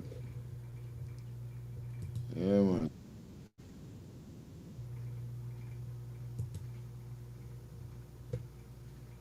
Yeah. Anyway, it is what it is at the end of the day. You don't know the thing. It's politics. So politics goes a dirty game. Now, the video with Dexter Todd, I know most persons may see, but a lot of persons may not see it. Now, we're going to dissect it over here. Before we come out here, we're going up to 11 o'clock. Okay, guys? 11 o'clock we're going up to. And that's it. So here we're going on now. It's a 1 hour live. We're going to run it. Stop, get some call as we go through. Might not run the whole thing out. Let me see how it goes. Upon the ends, you understand? Because it's done 9:43, so we still want some calls. Why is we dissecting the video? You know what I mean? So if you guys, as we going through the video, you want to call in, remember you got to make it call in spicy, like short. As we going through the video, we're going to be taking some call, but it's not going to be 2 minutes. Let me say 1.5 minutes. You just call in, boom, boom, boom. Or it's either we wait until the thing done. But come on, you don't know, guys. Now we got to hear what we talking about now. The video is a very serious video. It's pertaining to, I think it's the 2020 elections, whereby the PPP accused the APNU, it's APNU or AFC, which one of them, that they tried to rig the election. Okay, you know they was saying it's Granger, right? Granger party, right? So that's how they tried to rig the election. And Mr. Todd is definitely letting persons, or giving persons receipt, letting them know that no, nothing like that never happened. You guys was the guys that was doing the bad stuff. Cause you guys had multiple people ID card that didn't even know nothing was going on. They know what they did. They know what they did. It's politics. Yeah. Ninja coming in. Big up yourself. It's politics, buddy. Yeah. Thief man does like to see his matty thief man beg. Bag bigger. Yeah, man. Done his real thing. Thief man don't like see though. Real thing what you're saying. You got a point there. You understand? While the Palisade they've been saying that about the last election since the last election. They were saying that about the last election. Yeah, they went saying that how these people them went trying to rig the election. For throw people off this time, it looked like it's them when doing the rigging. Final call before we go into Dexter Todd. Hi, good morning. Blessed love, man. Rastafari, it's good to hear your voice on a Wednesday. You know, because I know today was supposed to be the idea. Yeah, man. And then I had sight first night he was going to come on, but circumstances and he didn't get a chance to make it happen. So I just tuning in and sight the I was on, and I said, boy, I got to put my 2 cents in. You always welcome, Farah. You don't know, man. Give thanks, beloved. Yeah, man. I vex with the Granger administration because Herman and Granger had a chance to take this bogus election and the illegal government that is now in power to the Caribbean court. You understand? But then again, Barbados Prime Minister Miss Motley had come and put in she 2 cents and spoke ill things about the Granger government, and she would take side with Jagdeo government. And all this thing, you understand, was so bad, and Granger being the man he was, and he had just recovered from coming back from Cuba and his health situation. Okay. He didn't bother. Yes, right? But it's finally, and Jagdeo is an illegal government because, for number one, the Guyana Constitution said that once you're a president, you can't run for a 3rd term. He put Jagdeo in as vice president. I didn't know Guyana had nothing in their constitution as vice president. I know there's a president and a PM, prime minister. I don't know nothing about no vice president. So Jagdeo is illegal in his capacity right now. He's an illegal government. And then the rush and swear Nandalalin, not Nandalal, excuse me, Ali, Irfan Ali in, the rush and swear in, and then Sarah Lynch, who was the previous American ambassador, you understand, a Russian had them swore him in. You understand? But Granger was coming back from sickness, and he didn't have the strength, and he probably didn't want to, because America was threatening to put sanctions on Guyana. You understand? So people don't clearly remember these things when they're following politics. But I would, if I was the win party, I would want to go back to the negotiation table with Maduro. So all those people who signed that he's a puppet to Maduro or whatever, you want to keep your enemies close, in my humble opinion. You understand? Keep your enemies close. Because the reason why Maduro is upset with Guyana and Jabio and them is because the foreign people them coming and raping the country of its wealth, and the citizens of the country are not benefiting from the wealth from the country. Yes, right? So I would advise the win party, if you go back, if you win this thing, brethren, please call that man to the negotiation table and have a seat with him, because Jagdeo and Ali did it. Okay? For people that don't remember, Jagdeo and Ali did it. Because Donald Trump don't have Guyana best interests at stake right now, my people. You understand? And I don't think he would be able to negotiate with this big man, this war boss. Yes, the real war boss is not Vibes Cartel is the war boss. It's Trump is the war boss. And I don't think he have our best interests at stake. That's my two-piece car probably went over. So we got reason for the next set. Respect Bless the you. manners. Yes, sir. Yes, sir. All right, let me jump into the video now. And hear Mr. Todd has to say. Let's get this.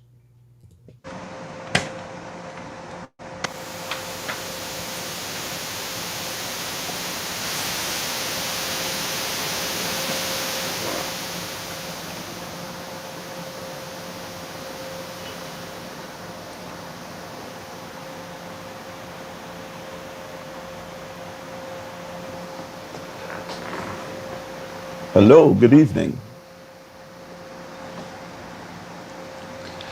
Thank you everyone. I trust that you had a good day. Let's have some real conversation tonight. I believe it's important. Tonight I want to be able to touch on two important issues that we see have been coming up in the media a lot. And a lot of the campaigns and public meetings, you hear a lot of the speakers raise these issues. And sometimes we need to understand what's the foundation of it. And that is what I want to discuss with us tonight. I want to discuss this whole concept of corruption in Guyana. And of course, I want to discuss this whole issue of what the PPPC seems to be peddling. And I think unjustifiably so, it has gone on for too long. This whole concept of the APNU attempting to rig the 2020 elections. And I want us to really discuss facts. I want us not to get into the line of argument where we do not look at this from a very objective standpoint, where we don't take on board the entire, all the facts, and we don't analyze it in a way in which we come to some form of understanding the truth. Now, this whole concept of corruption in Guyana, this has been peddled for a long time, but there is a basis for it. It is not only an issue which I believe is recognized locally, but it has been recognized internationally. Now, in 2020, the Transparency International released its 2020 Corruption Prospects Index. And the Perception Index highlighted that Guyana has been rated and ranked among 180 countries. And in 2019, Guyana scored 40 out of 100 and was ranked number 85. Now, let's go even further. In 2024, now we're using the same CPI, which is the Corruption Perception Index released by Transparency International. In 2024, Guyana ranked or held a position out of 39 out of 100. And of course, this here was, of course, it was not accepted by the government of Guyana. The president himself rejected the views of Guyana's rating for corruption under the index. Now, the government attacked and said that the figures or the rating where Guyana was placed in terms of corruption was without merit. And the government, of course, condemned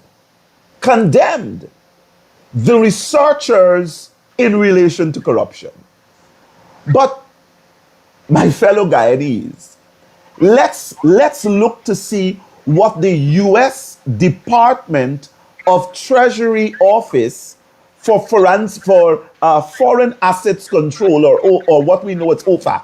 Let's see what their report has linked Guyana to. And I have the report. When you look at the U.S. state of Guyana, number 4, when it comes to describing what has been going on in Guyana, let's look at it. And let's go paragraph by paragraph.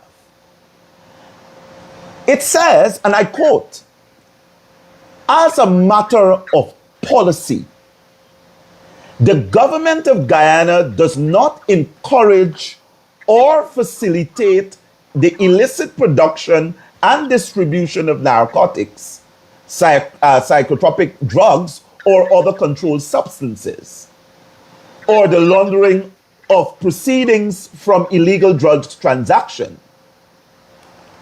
Hear this. Corruption in Guyana, however, poses a significant obstacle to its effort to combat drug trafficking. Corruption and the U.S. Department of State highlighted where these corruption or the corrupt elements are. Let's go there. Corruption within the law enforcement.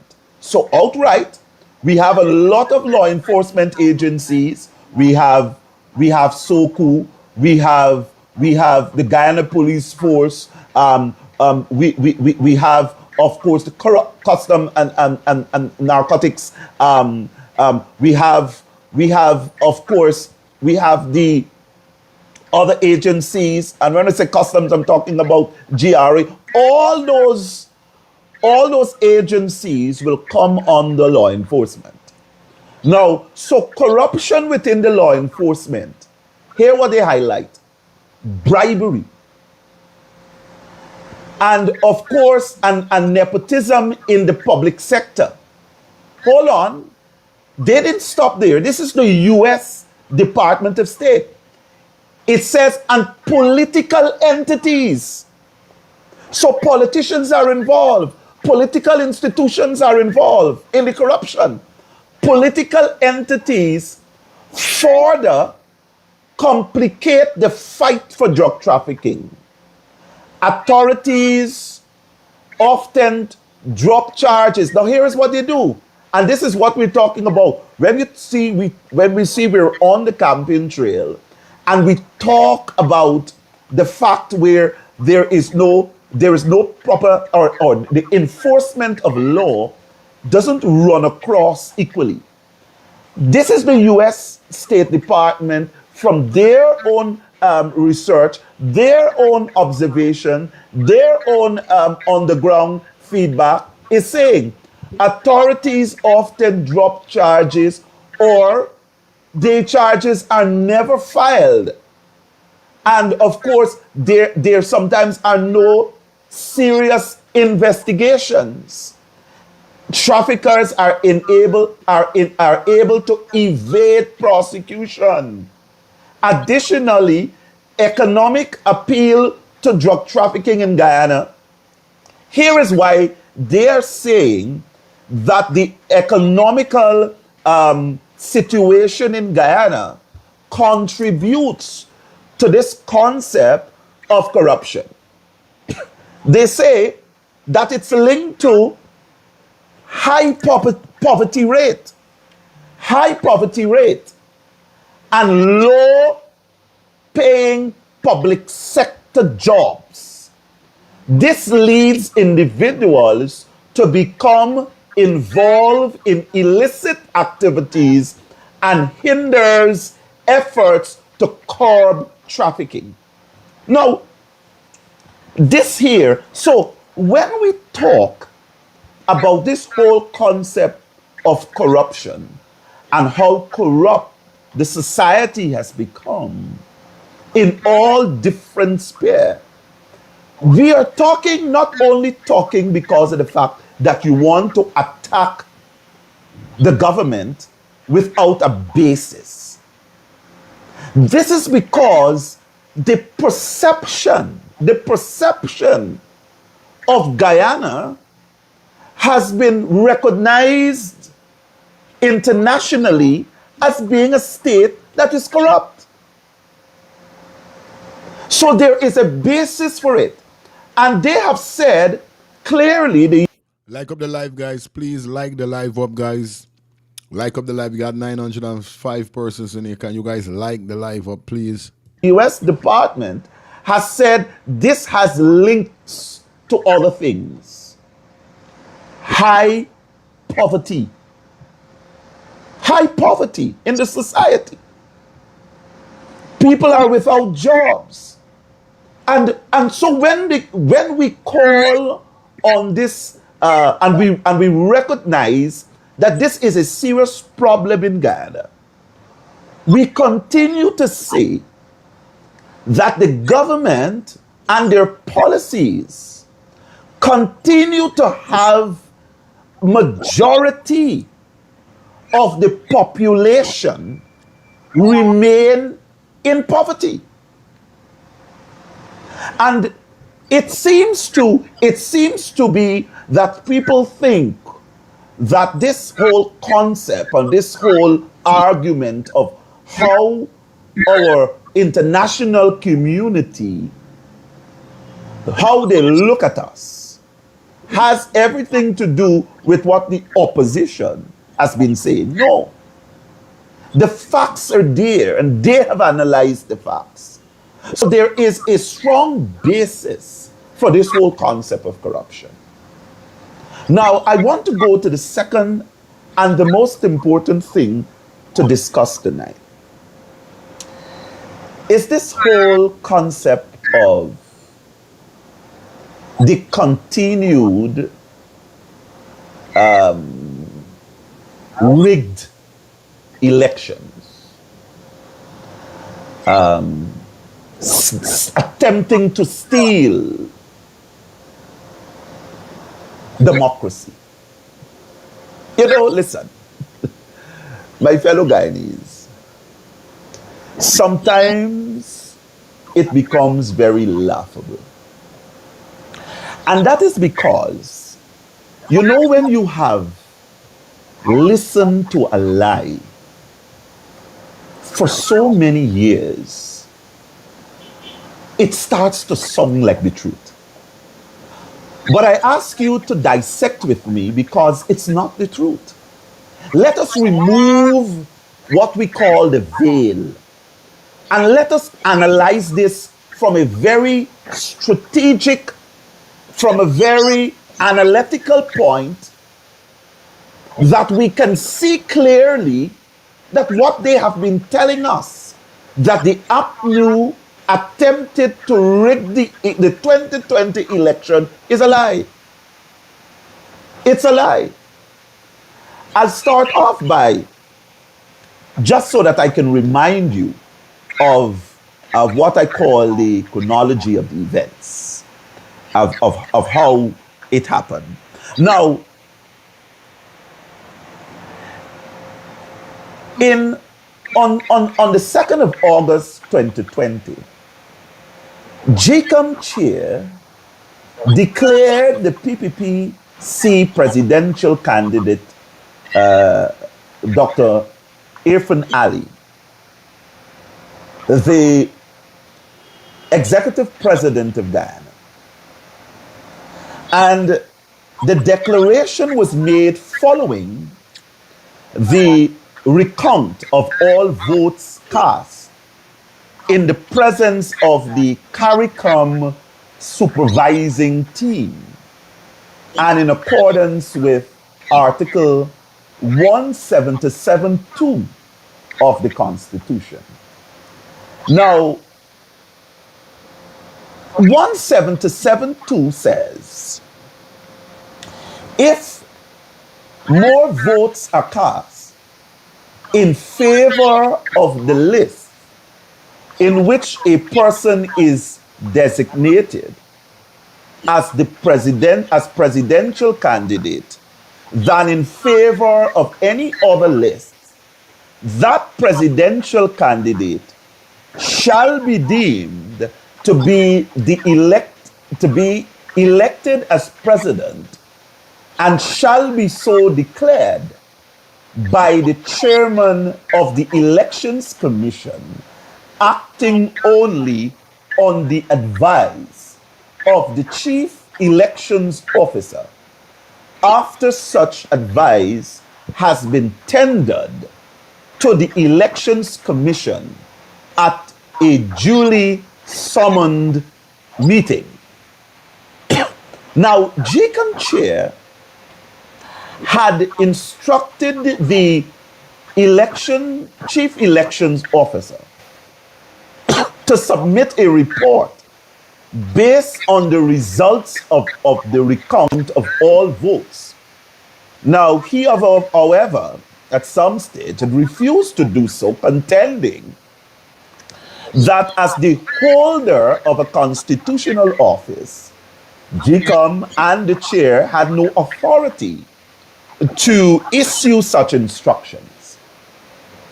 Now, on the 30th of July 2020, the Court of Appeal affirmed the Chief Justice ruling that the Chief Elections Officer must submit his report under Section 96 of the Representation of the People Act, or ROPA, as we call it, based on the recount of the votes, and that the CEO is subject to the direction and control of the commission. Now, as such, he must act in accordance with the commission's instructions. Now, the judges all agreed that the CEO does not have the constitutional mandate under Article 177 of the Constitution, and rather, it is the chairman and Gecom that have such a mandate. Now, the judges further stated that while the CEO may be expected to act independently. He is a functionary of Gecom, pursuant to 161A of the Constitution and Section 2 and 7 of LOPA. Now, the following day, and this is the 31st of July 2020, a final instruction to Gecom chair was given. So this report was given. And this is where the CEO submitted a report based on the results of the recount. Now this was the recount exercise, and of course, in that report, or at that stage, the CEO, or what we know as the Chief Elections Officer, reported that there were a number of irregularities on polling day. Hold on. Let's take it in stages. We have the recount votes, which the court ruled clearly that the Chief Elections Officer must submit his report on. The Chief Elections Officer submitted the report based on the numbers taken from the recount, as well as a list of the irregularities on polling day. Now, the recount showed that the PPPC received 233,336 votes, or what is known as 50.69% of the total of 460,352 valid votes cast in the national elections. Now, while the APNU AFC got 217,000 votes, 920, or what is represented as 47.34%. Now, the smaller parties shared the remainder of 9,096 votes, or represented as one. You know, I didn't even know all about this. This is me just like, wow. Like, 0.97% of the votes. Now, based on the results,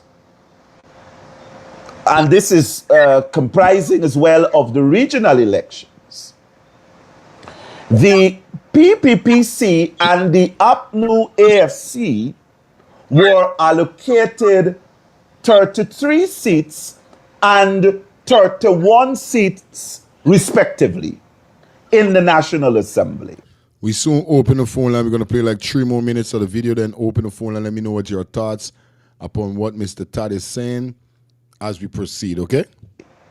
And of course, the remaining 1 seat went to the a new United Guyana Party and the Liberty and Justice Party, and of course, the New Movement Party, the 3 parties which had an agreement, what we call a joinder. This is before the election day. Now, there were a number of actions which were filed contesting the recount. And I'm going to try to precede this as much as possible.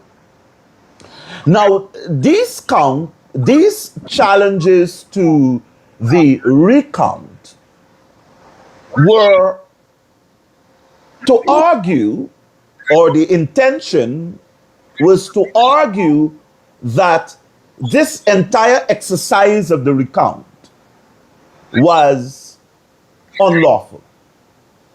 The courts did not agree.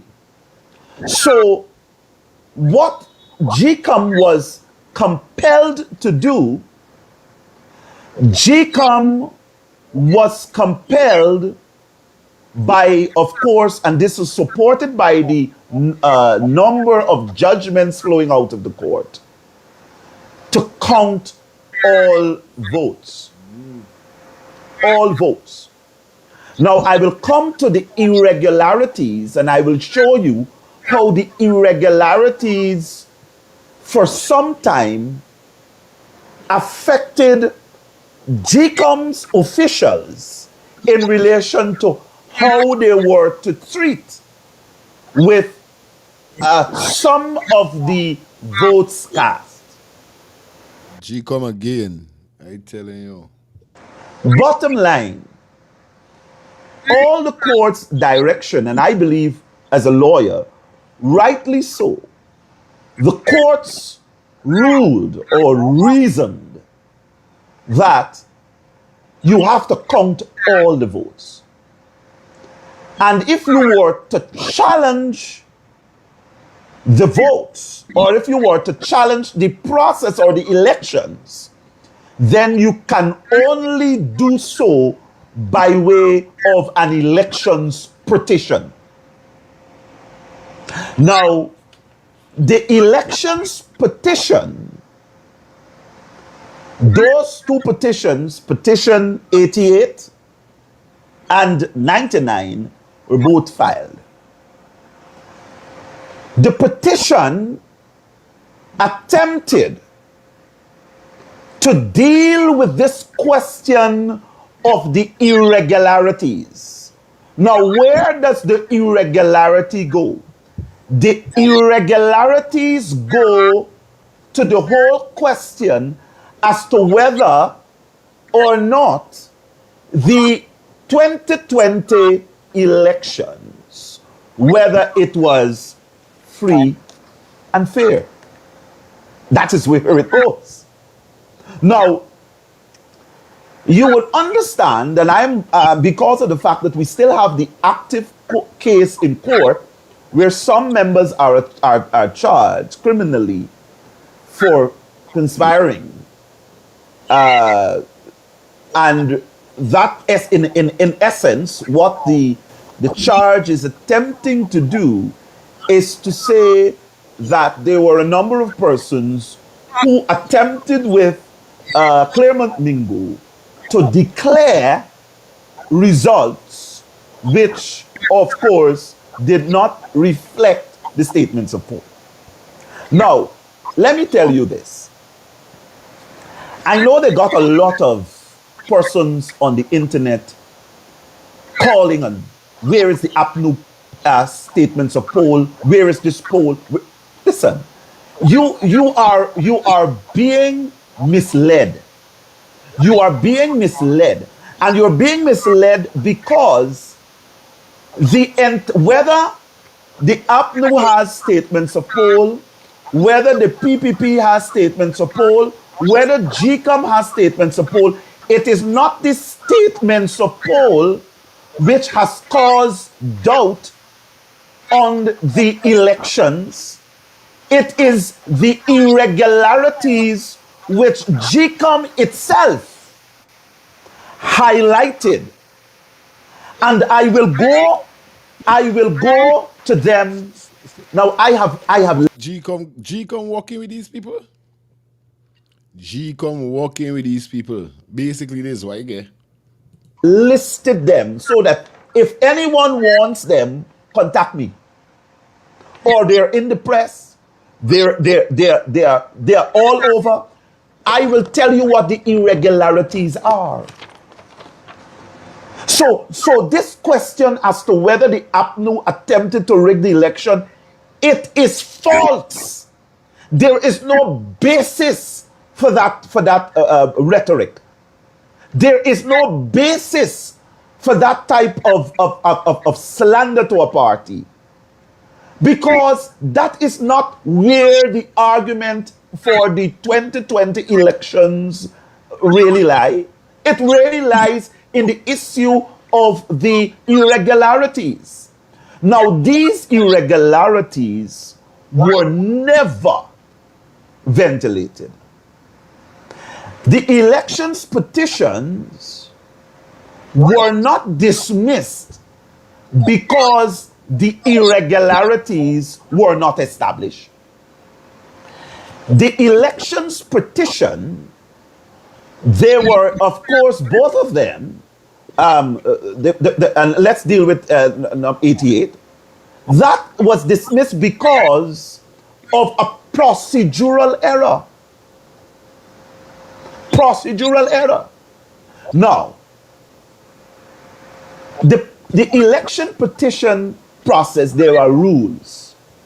And all the leaders of the various lists, they are named in that action. And because they have they have an interest in the matter, because by virtue of the fact that whatever decision a court makes or would have made, it would have likely to have impacted all the parties. So they needed to be served. Former President David Granger, even though listed as a party to the action, or a respondent, listed as a respondent, was not served. And the court found that the excuse and the explanation given to the court as to why he was not served was not sufficient, and therefore the court dismissed the petition based on a procedural error, not based on the merit of the application. Because the application was dismissed and the irregularities relating to the 2020 elections still remained. Irregularity number 1. Gecom made claims that ballot box 7003 contained a wrong list of electors, but the observation report released by the PPPC shows that rather than the wrong list, it was in the wrong box which was examined. So, irregularity number 1 is that you had boxes, or you had a box sealed with wrong document. Wrong document. So you couldn't, now you ask what's the effect of that? The effect of that is that the document or the list of the electors give you the amount of electors which would be expected to vote at a particular polling place on E-Day. Now that gives you the number. So when you see the number of electors, like I have this here, when you see the number of electors on the list, that tells you that if you have 60 electors on the list for a polling place, let's call it polling place B, then you expect that in that box, sealed, you will have 60 ballots to count. So ensuring that the document appeared in the correct box is important, because what in fact happened there, and that is why Gecom called it an irregularity, because you cannot say for sure the amount of electors which were expected to vote at that particular polling place. Now, that is not an irregularity which was caused by the APNU. So how then do they say that APNU attempted to rig the election? That is not an irregularity caused by them. It's crazy. Phone lines open. Let's take 2 calls before we go into this. We don't go into half an hour into the video. You know what I mean? So far, we got a little idea with what's going on with what he's saying. I would like to know from you guys. The phone lines are open. Let's take about 5 calls, 5 to 6 calls, and then we're gonna get into our next piece as we enter the 11 o'clock hour. You know what I mean? Basically, you know, he's saying that this whole perception within PPP government trying to blame the rigging or try to rig the election on APNU is crazy, you know what I mean? And we know that for a fact, right? We know for a fact that these guys, them, when it comes to rigging, these guys, them, these guys, them job, and I'm speaking about the government that is in currently. I'm not afraid to say it, you know what I mean? And to see that they're trying to blame it on somebody, you know what I mean, is crazy. It's right, but let's take 2 calls, let's hear what's going on. What's your thoughts? Hi, good morning. Bless up again, fire. You see how the identity will come back to Guyana because of this young man? This young man is part of the Green Party, the APNU. You understand me? He would not risk his career to join up with Aubrey Norton to bring back identity to Guyana. People say Guyana is not a real place. Of course, it's not a real place because of the corruption. But putting this man, inserting this man into politics, I'm looking at him right now as the new Attorney General for Guyana. You see how we demonstrate, you see how we break everything that the average man could understand. Common sense. You understand me? These are the people that we want in government, brethren, that could bring back Guyana up on the forefront. Straight. That's it. We don't want people in there for the pockets. We don't want people in there for the self-interest, but for the people of Guyana. Brethren, and I'm telling you, by the grace of God, if the Green Party gets in, I tell you, the FBI will be in Guyana. The FBI will investigate and bring justice for Guyana and for all of the children that these people sacrifice under that bloodthirsty government that we got right now. You understand me? Real talk, my brother. You gotta realize, brethren, after this election, once we get in, then we can understand, we can work together with the small parties and they can branch out. But for now, we need to come together, unite together against this evil force. It's looking down upon us right now, destroying Guyana. Sacrificing our children, them brethren. Straight, bro. We got to stand up, unite together, man. We got to unite together. That's all it is. Indian, blacks, Chinese, Portuguese, whatever race it is, the 6 races in Guyana, for the common goal, to defeat the PPP and the wickedness. That's what you call wickedness in higher places, brethren. It's a spiritual warfare. Straight. Brethren, God bless you and keep up the good work, man. May the blood of Jesus continue to cover your show and your children and your household in Jesus' name. Amen. Yeah, yes. Yes, sir. Hi, good morning. Good morning. Well said, the brethren said it well. You know, I hope when this election done in Guyana, I could have the opportunity to reach with Attorney Todd. Because I see Attorney Todd as you know, the brethren said, the one of the new futures for Guyana. He's well articulate. You know, he's not egotistic. You know, is a person that speaks with grace. You know, is a man that is of, you know, control, you know, understanding, well loved by the community. And these are the kind of people, like the brethren said, I need in I government for the people, by the people. Yes, right?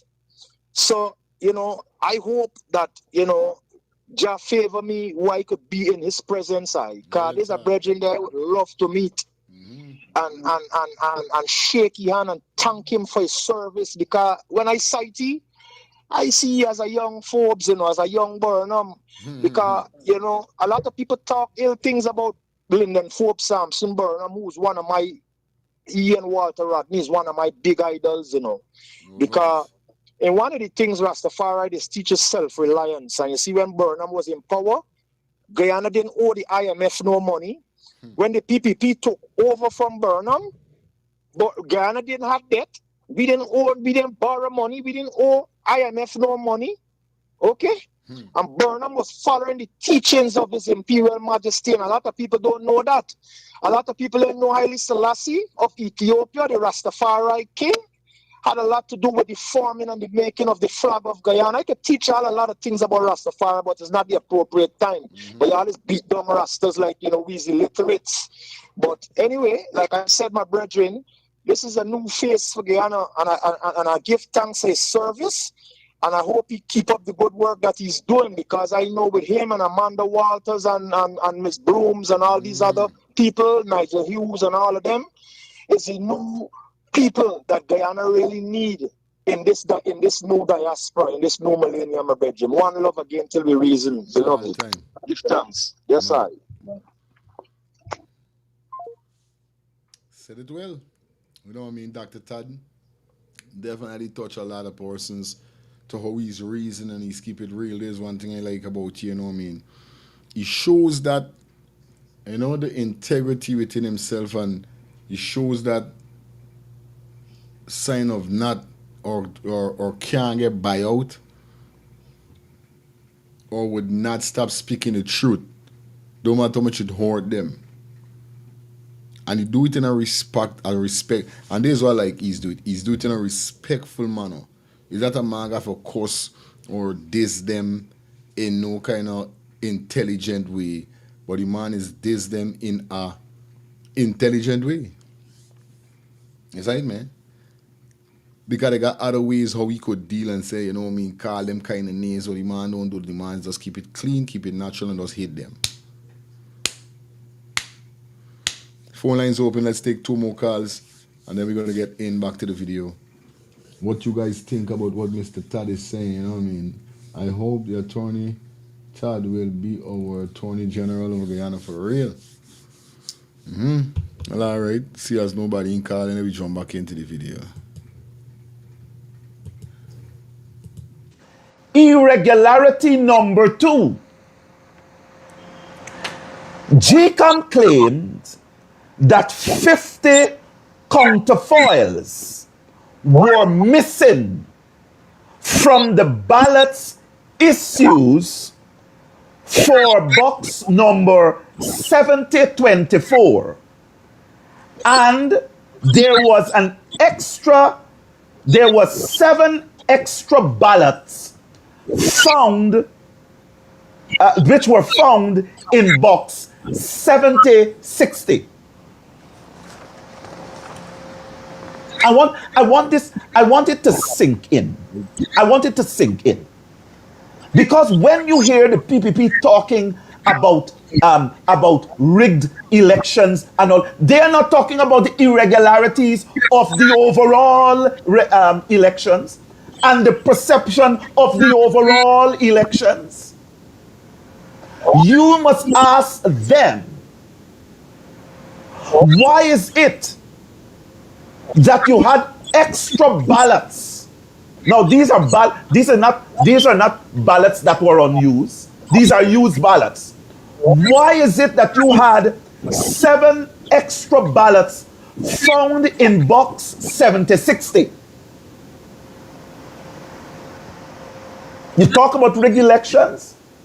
It means that wherever box number 7060 was intended or operated, or was or whoever operated at that polling station, they allowed 7 extra persons to cast votes, or 1 person to cast more than one vote.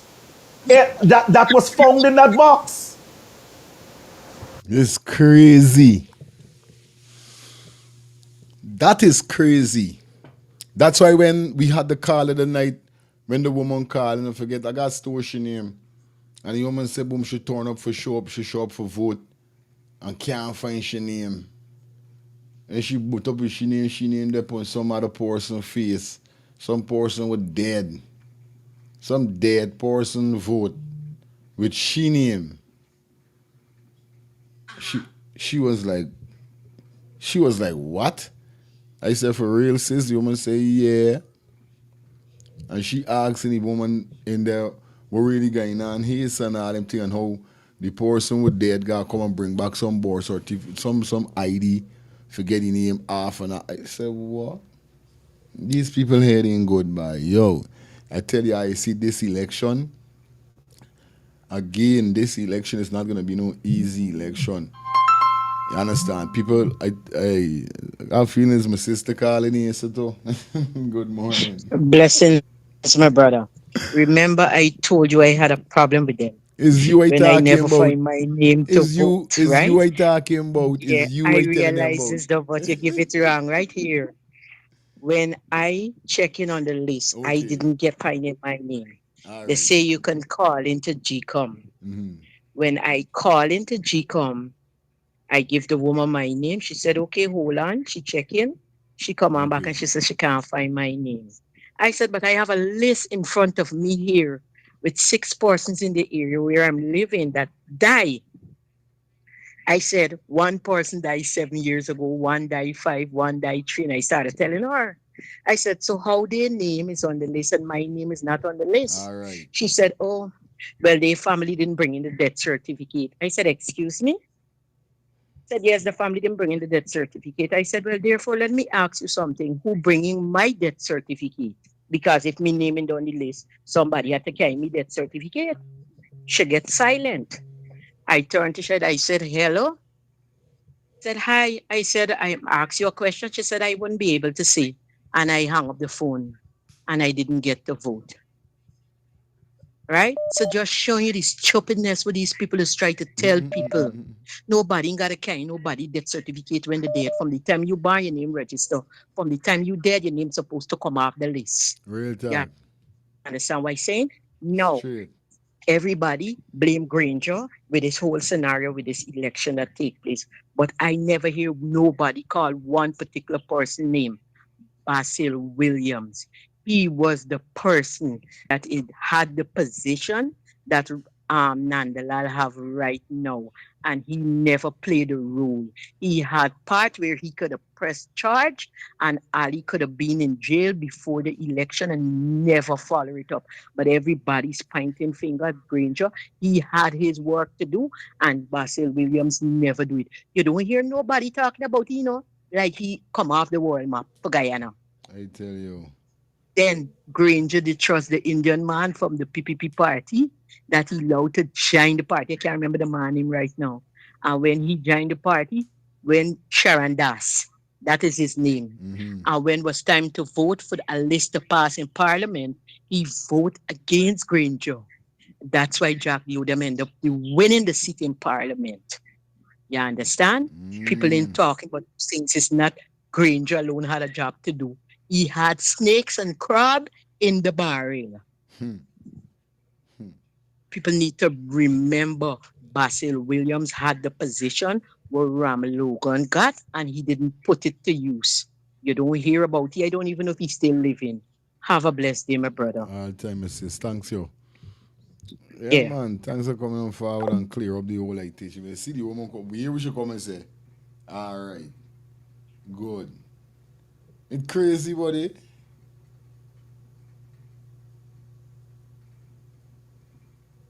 What you doing though? And you are feeling like if you are the most important thing and you know to yourself, the PPP government know that they wicked. They know they corrupt. They know they wicked and they corrupt, bro. Had a elections petitions court been able to interrogate this particular claim, number 2, where extra ballots were cast, which means extra votes came in box 7060, it meant, or it will mean, that the entire elections for 2020 would have been nullified. One vote, if there is one vote which is in the general and regional.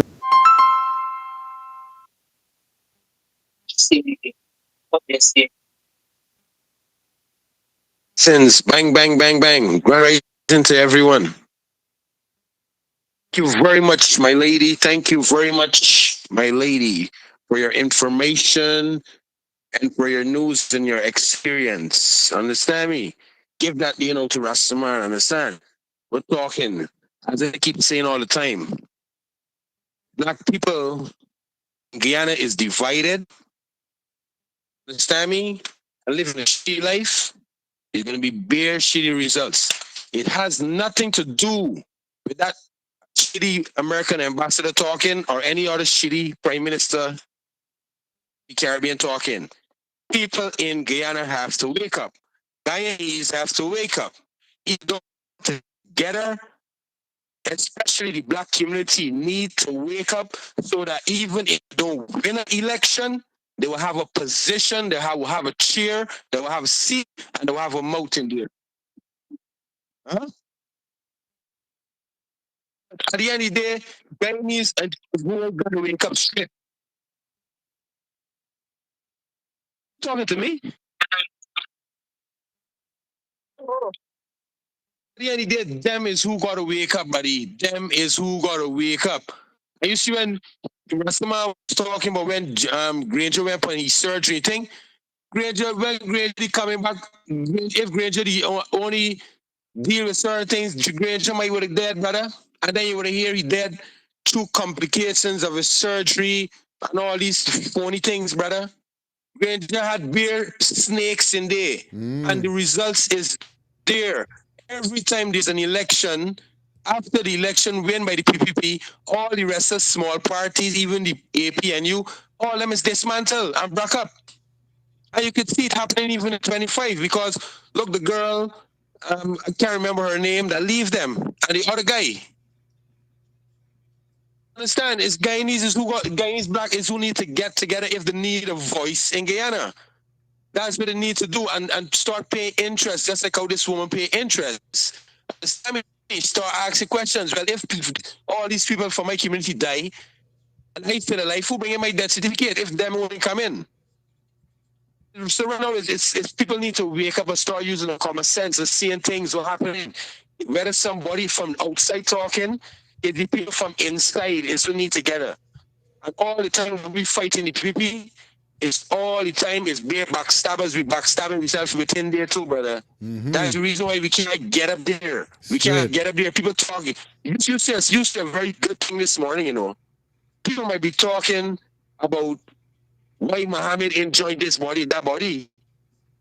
The same thing that must be coming wrong Muhammad with too. Understand? And that's the reason why nobody can get together. And it's very, very sad. Yeah. Very sad. Bang. Yeah, brother, respect.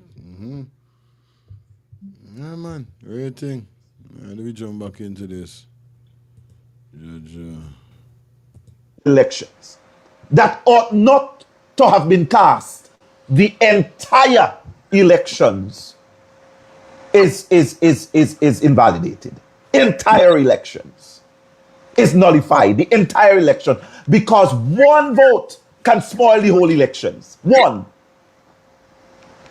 So when you talk about now, if there was any evidence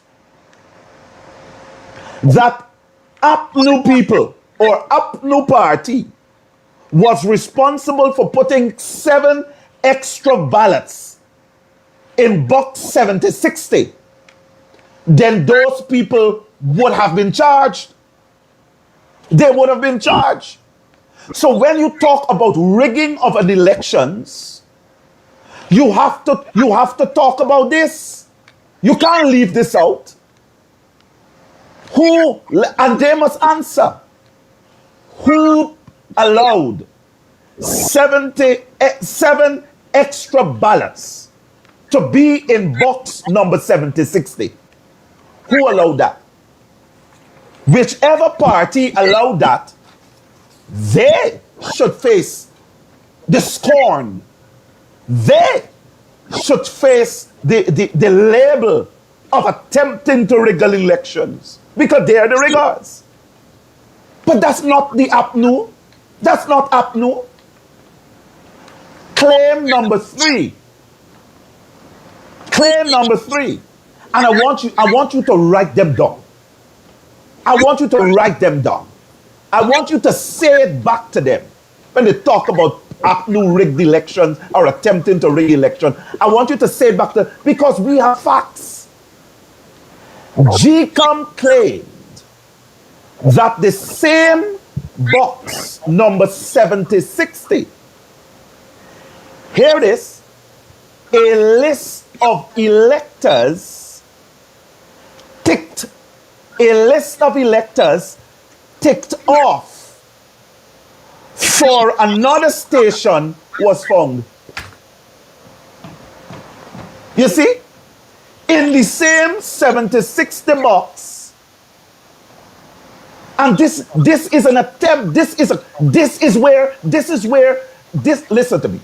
This government spend all taxpayers' money to bring in senior counsel and all kind of thing to prosecute a matter for conspiracy for a man who they say attempted to declare Region 4 votes and left this out. Our taxpayers' money should have been investigating this. Why was box 7060?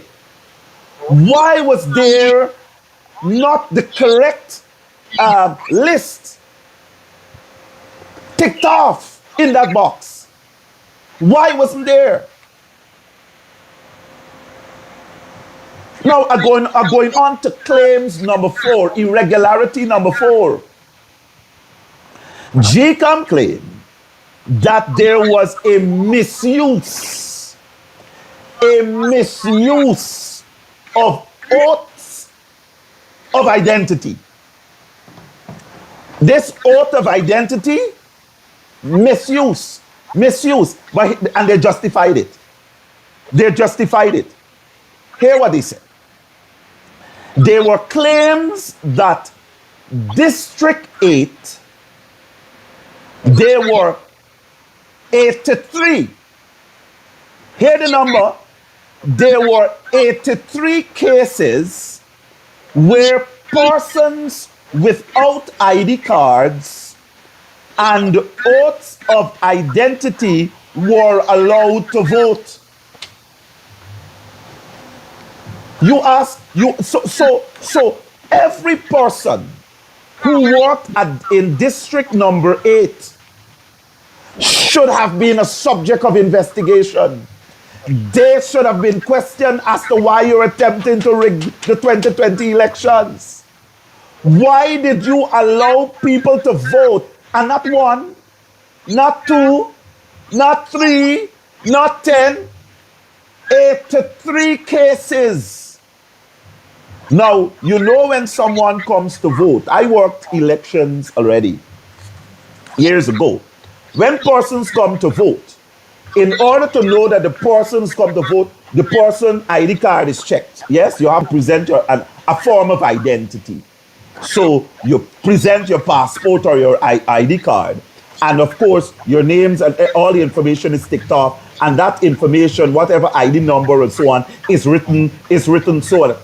They don't have that in district number 8. Now,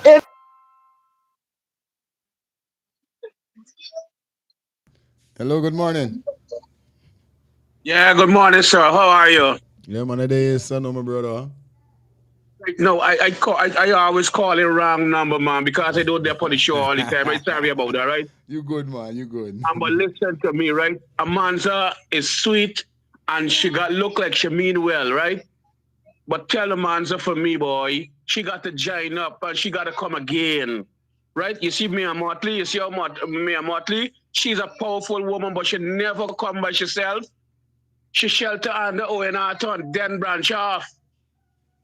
Need Amanza to do well, but she still got to shelter under somebody. She cannot do it by herself. And then she's a woman too. She starts speaking. She ain't got no power behind her voice. She have to learn this thing under some other party. You understand? I ain't no politics, but common sense telling me that she gonna want me spitting top in mud and they're gonna make sure fool all the time. Because she cannot get nothing by herself. Anyhow, bless up, man. I won't call you personally, but I don't know how to get you. Every time I come home for work, you must be tired and all them things. But no, man, we gonna talk. Good. All right, good, my brother. Don't say fat. You hit me up on the next number anytime, man. You don't know the thing, bro. You say it, man. Any court listening and interrogating this level of irregularity would have nullified that elections. No court of law, nowhere in the world, can listen to such an atrocity, can listen to such deviation from international voting standards and allow and say that you had a free and fair elections. 83 cases. No form of identity. None. So you can't say who vote. How dare you, therefore, continue to run this false narrative that the APNU attempt to rig the election, steal, and listen to the label. You attempted to steal the democracy. You attempted to steal the democracy. You see, listen. Let me take some time to go this again. We have two things here. We have Gecom at a point of time. They were faced with a number of irregularities which occurred in the 2020 elections. Some of these irregularities, unless I am proven wrong, may have confronted them for the first time. So there was a delay. There was a clear attempt to try to see how we're going to resolve this. Because this is a serious problem. Gecom is mandated by law to ensure that the elections in this country is free and fair. And with these number of irregularities, they could not deliver a free and fair elections to Guyana. And they knew that this caused serious problems. And you could no longer say that the 2020 election was free and fair because of these irregularities. Let's go further. Number 6, there were claims by Gecom that ballots from voting district number 1, district number 7, district number 8, and district number 9 were tampered with by a PPPC special operation. This is reported in the news as to the concerns Gecom expressed. But do you hear them addressing these claims? No. Hey, Mr. Todd face got me laughing here, so by it's how Mr. Todd making up his face, but like, come to ya, bye. Claim number 7. There were claims that ballot box 7079. There were 352 ballots which were issued on election day. Man, listen. This one beats it all. I am telling you, if ever the elections petition had an opportunity to be ventilated in a court of law, and Gecom, the PPPC, and all parties could not establish this one or could not defend this one, that's the end of the 2020 election. It would have been over. Box number 7079. This is a box. Seal, come from Gecom. Gecom gave 352 ballots, which means that box number 59, wherever it was to be used, they were only expected to be 352 voters or electors who would have used that 352 ballots. So that 352 were issued. Guess how many ballots came back in box number 7079? 377 were discovered in the box at the recount. So when they call and talk about rigged elections and talk about attempt to rig elections, they must answer. They must answer. They must answer. They must answer. Where did the 25 ballots come from?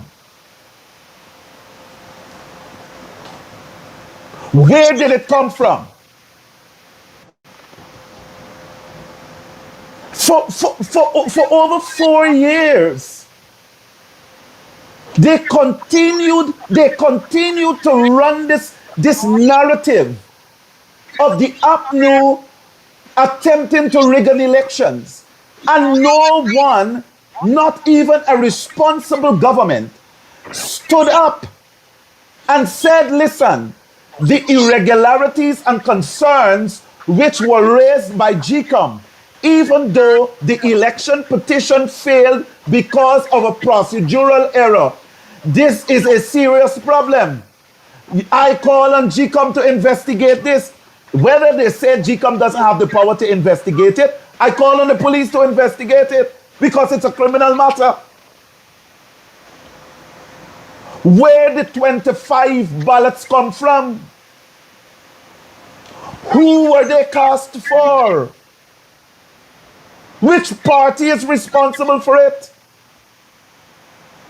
If that, listen. Don't, as Guyanese, we are intelligent people.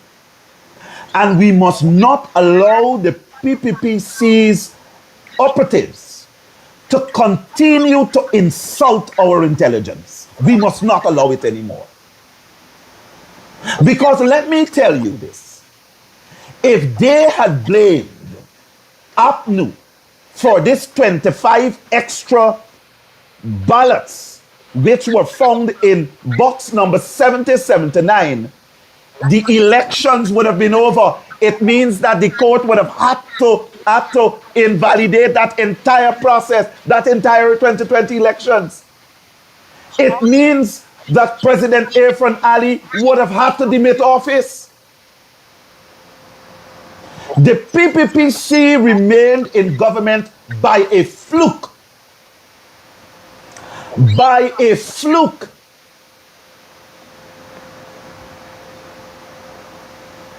Because anytime this elections petition, if this elections petition has been heard by a court, these are not irregularities echoed by APNU or originated by APNU.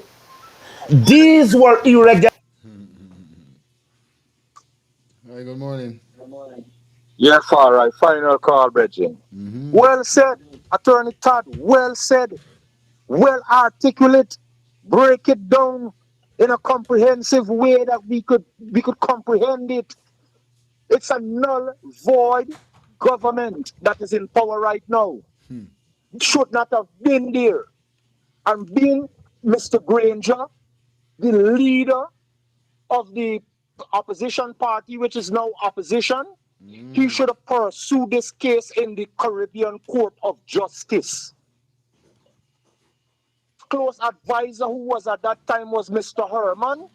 They should have proceeded with this case in the Caribbean Court of Justice because it's a null void government that is running this country right now. Over 40 something illegal ballots that nobody can give account for who these people is. What we know is there people and fake people from Canada and fake and the PPP elites, them in Queens, New York and Liberty Avenue. I know y'all. I did business with y'all. I calling y'all out. But we waiting for y'all for this election here. Because we're prepared and ready. And I hope the character people that is down there with the other organizations, I hope y'all are ready. Y'all, I hope they are ready. You understand? To pinpoint these things that we pinpoint in the last election because we're waiting for them. And I want to know when this new government go, what kind of accountability are you going to put these PPP affiliates? What kind of accountability I got for them? Juggler assets got to be seized, and I want him to be jailed. That's why I want him and Ali, Nandalal, and all of them to be jailed. The airport must be blocked so they can't get no exit, no way to leave the country. So I want Attorney Todd to put these things in place before the election because they know the importance of stealing this election, because they know they're going down. And people saying, but the FBI is already in Guyana, but they are waiting for the command. They already is in Guyana, so don't feel the FBI is not there. Bringing in a police department from Florida, from Dade County, and from some other places because they know hell and powder house gonna break out, You know. All right, my brethren, I give thanks to you're coming on today and highlighting this because this is a very, very important topic that needed to be put out there. Yeah, and man. I give thanks because you could be doing other things on your day off. I know you got a lot of things to do. Yeah, man. And I really, really give thanks to the eye for coming on today and making this, brethren. Yes, Respect. So, one love and man will still be reason again, beloved. That's the far. Isaac. You know what I mean? Yeah, man, we got to bring it to the forefront. We got to bring it to the forefront. And you guys know how it is, man. Big up to everybody that take the time out and check in. We made the 11 o'clock mark where I got to pull the curtain down. We're going to definitely dissect it tomorrow. Yeah, we're going to finish up it tomorrow. Remember tonight, guys. Tonight, I got to go. I can't get no time. I got to go and deal with some stuff. Remember tonight, it's all about Talk Your Truth. Okay, guys? Talk Your Truth continues tonight. Do remember to check in. Normally we start at 9, but we're going to kick it off at 10. I think it should be a late night show. The kids in bed and everybody does get a chance to just hear the situation out and so forth. So remember tonight, we're going to be kicking off at 10 o'clock. Okay, guys?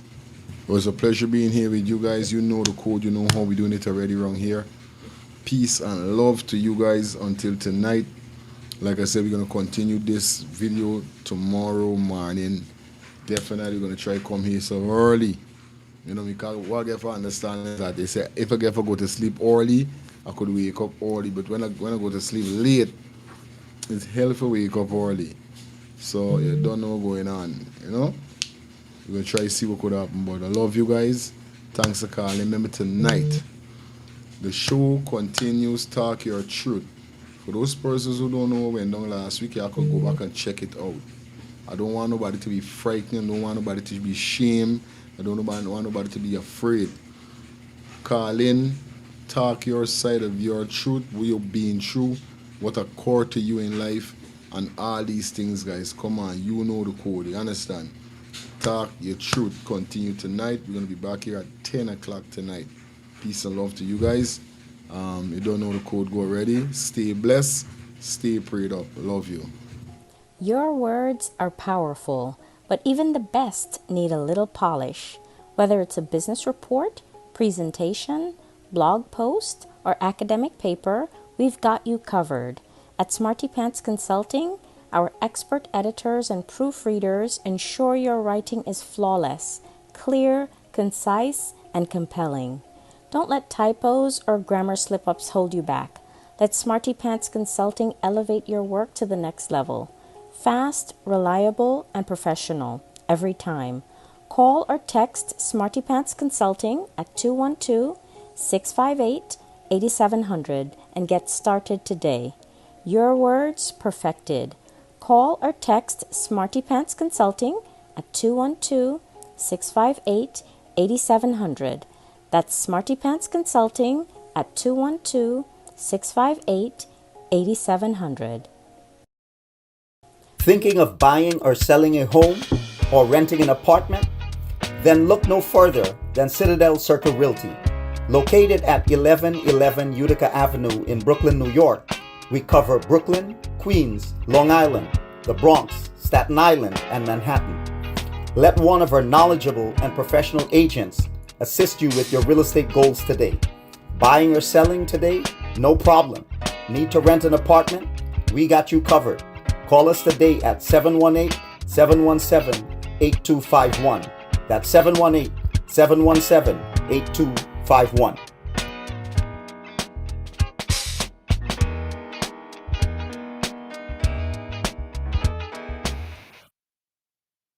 DJ Glenn, Early Morning Flight, Praise Radio 592 presents Cruising with the Angels, Denim and White Edition, Sunday, August 10th, boarding from 6 p.m. sharp. Early bird tickets are only $70, so get them now. And dinner is included. Sunday, August 10th, on board the Liberty Bell, Brooklyn Army Terminal, 58th Street, Brooklyn, New York, 11220.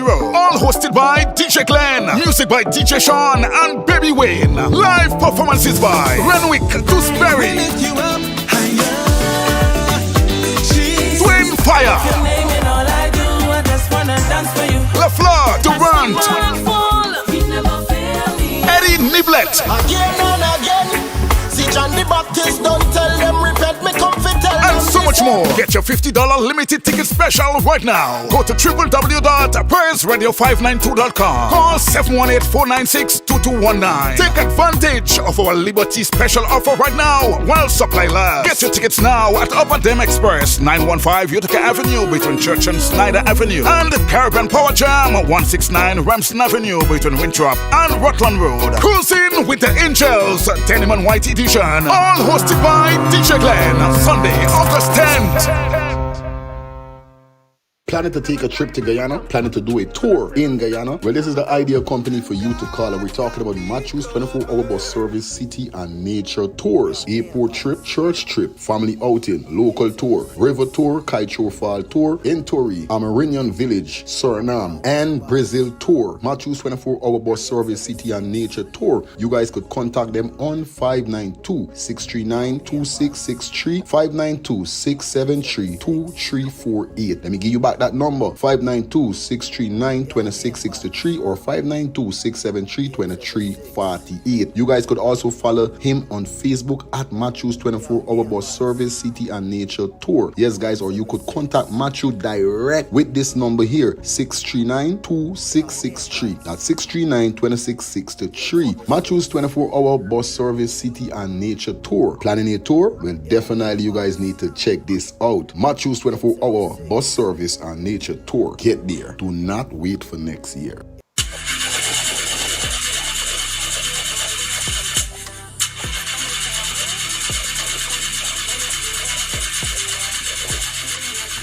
Oh, not again, man. Not again. Chaja, I got to get this engine fixed. Oh, shucks. Hey, like me, bro.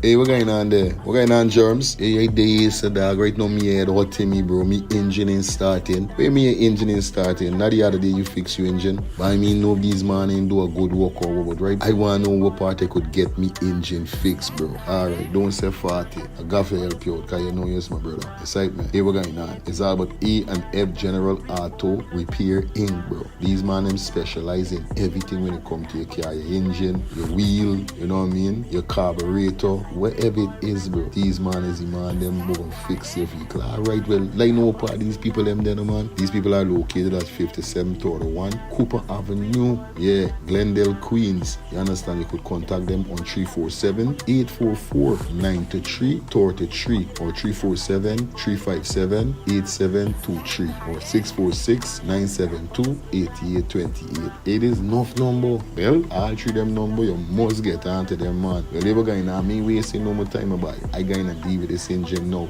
Alright, do your thing, Drums. You don't know. It's all about A and F General Auto Repair Inc. Best auto mechanic them. Definitely, guys. You understand? Alright. Me darker than midnight, me darker than cool.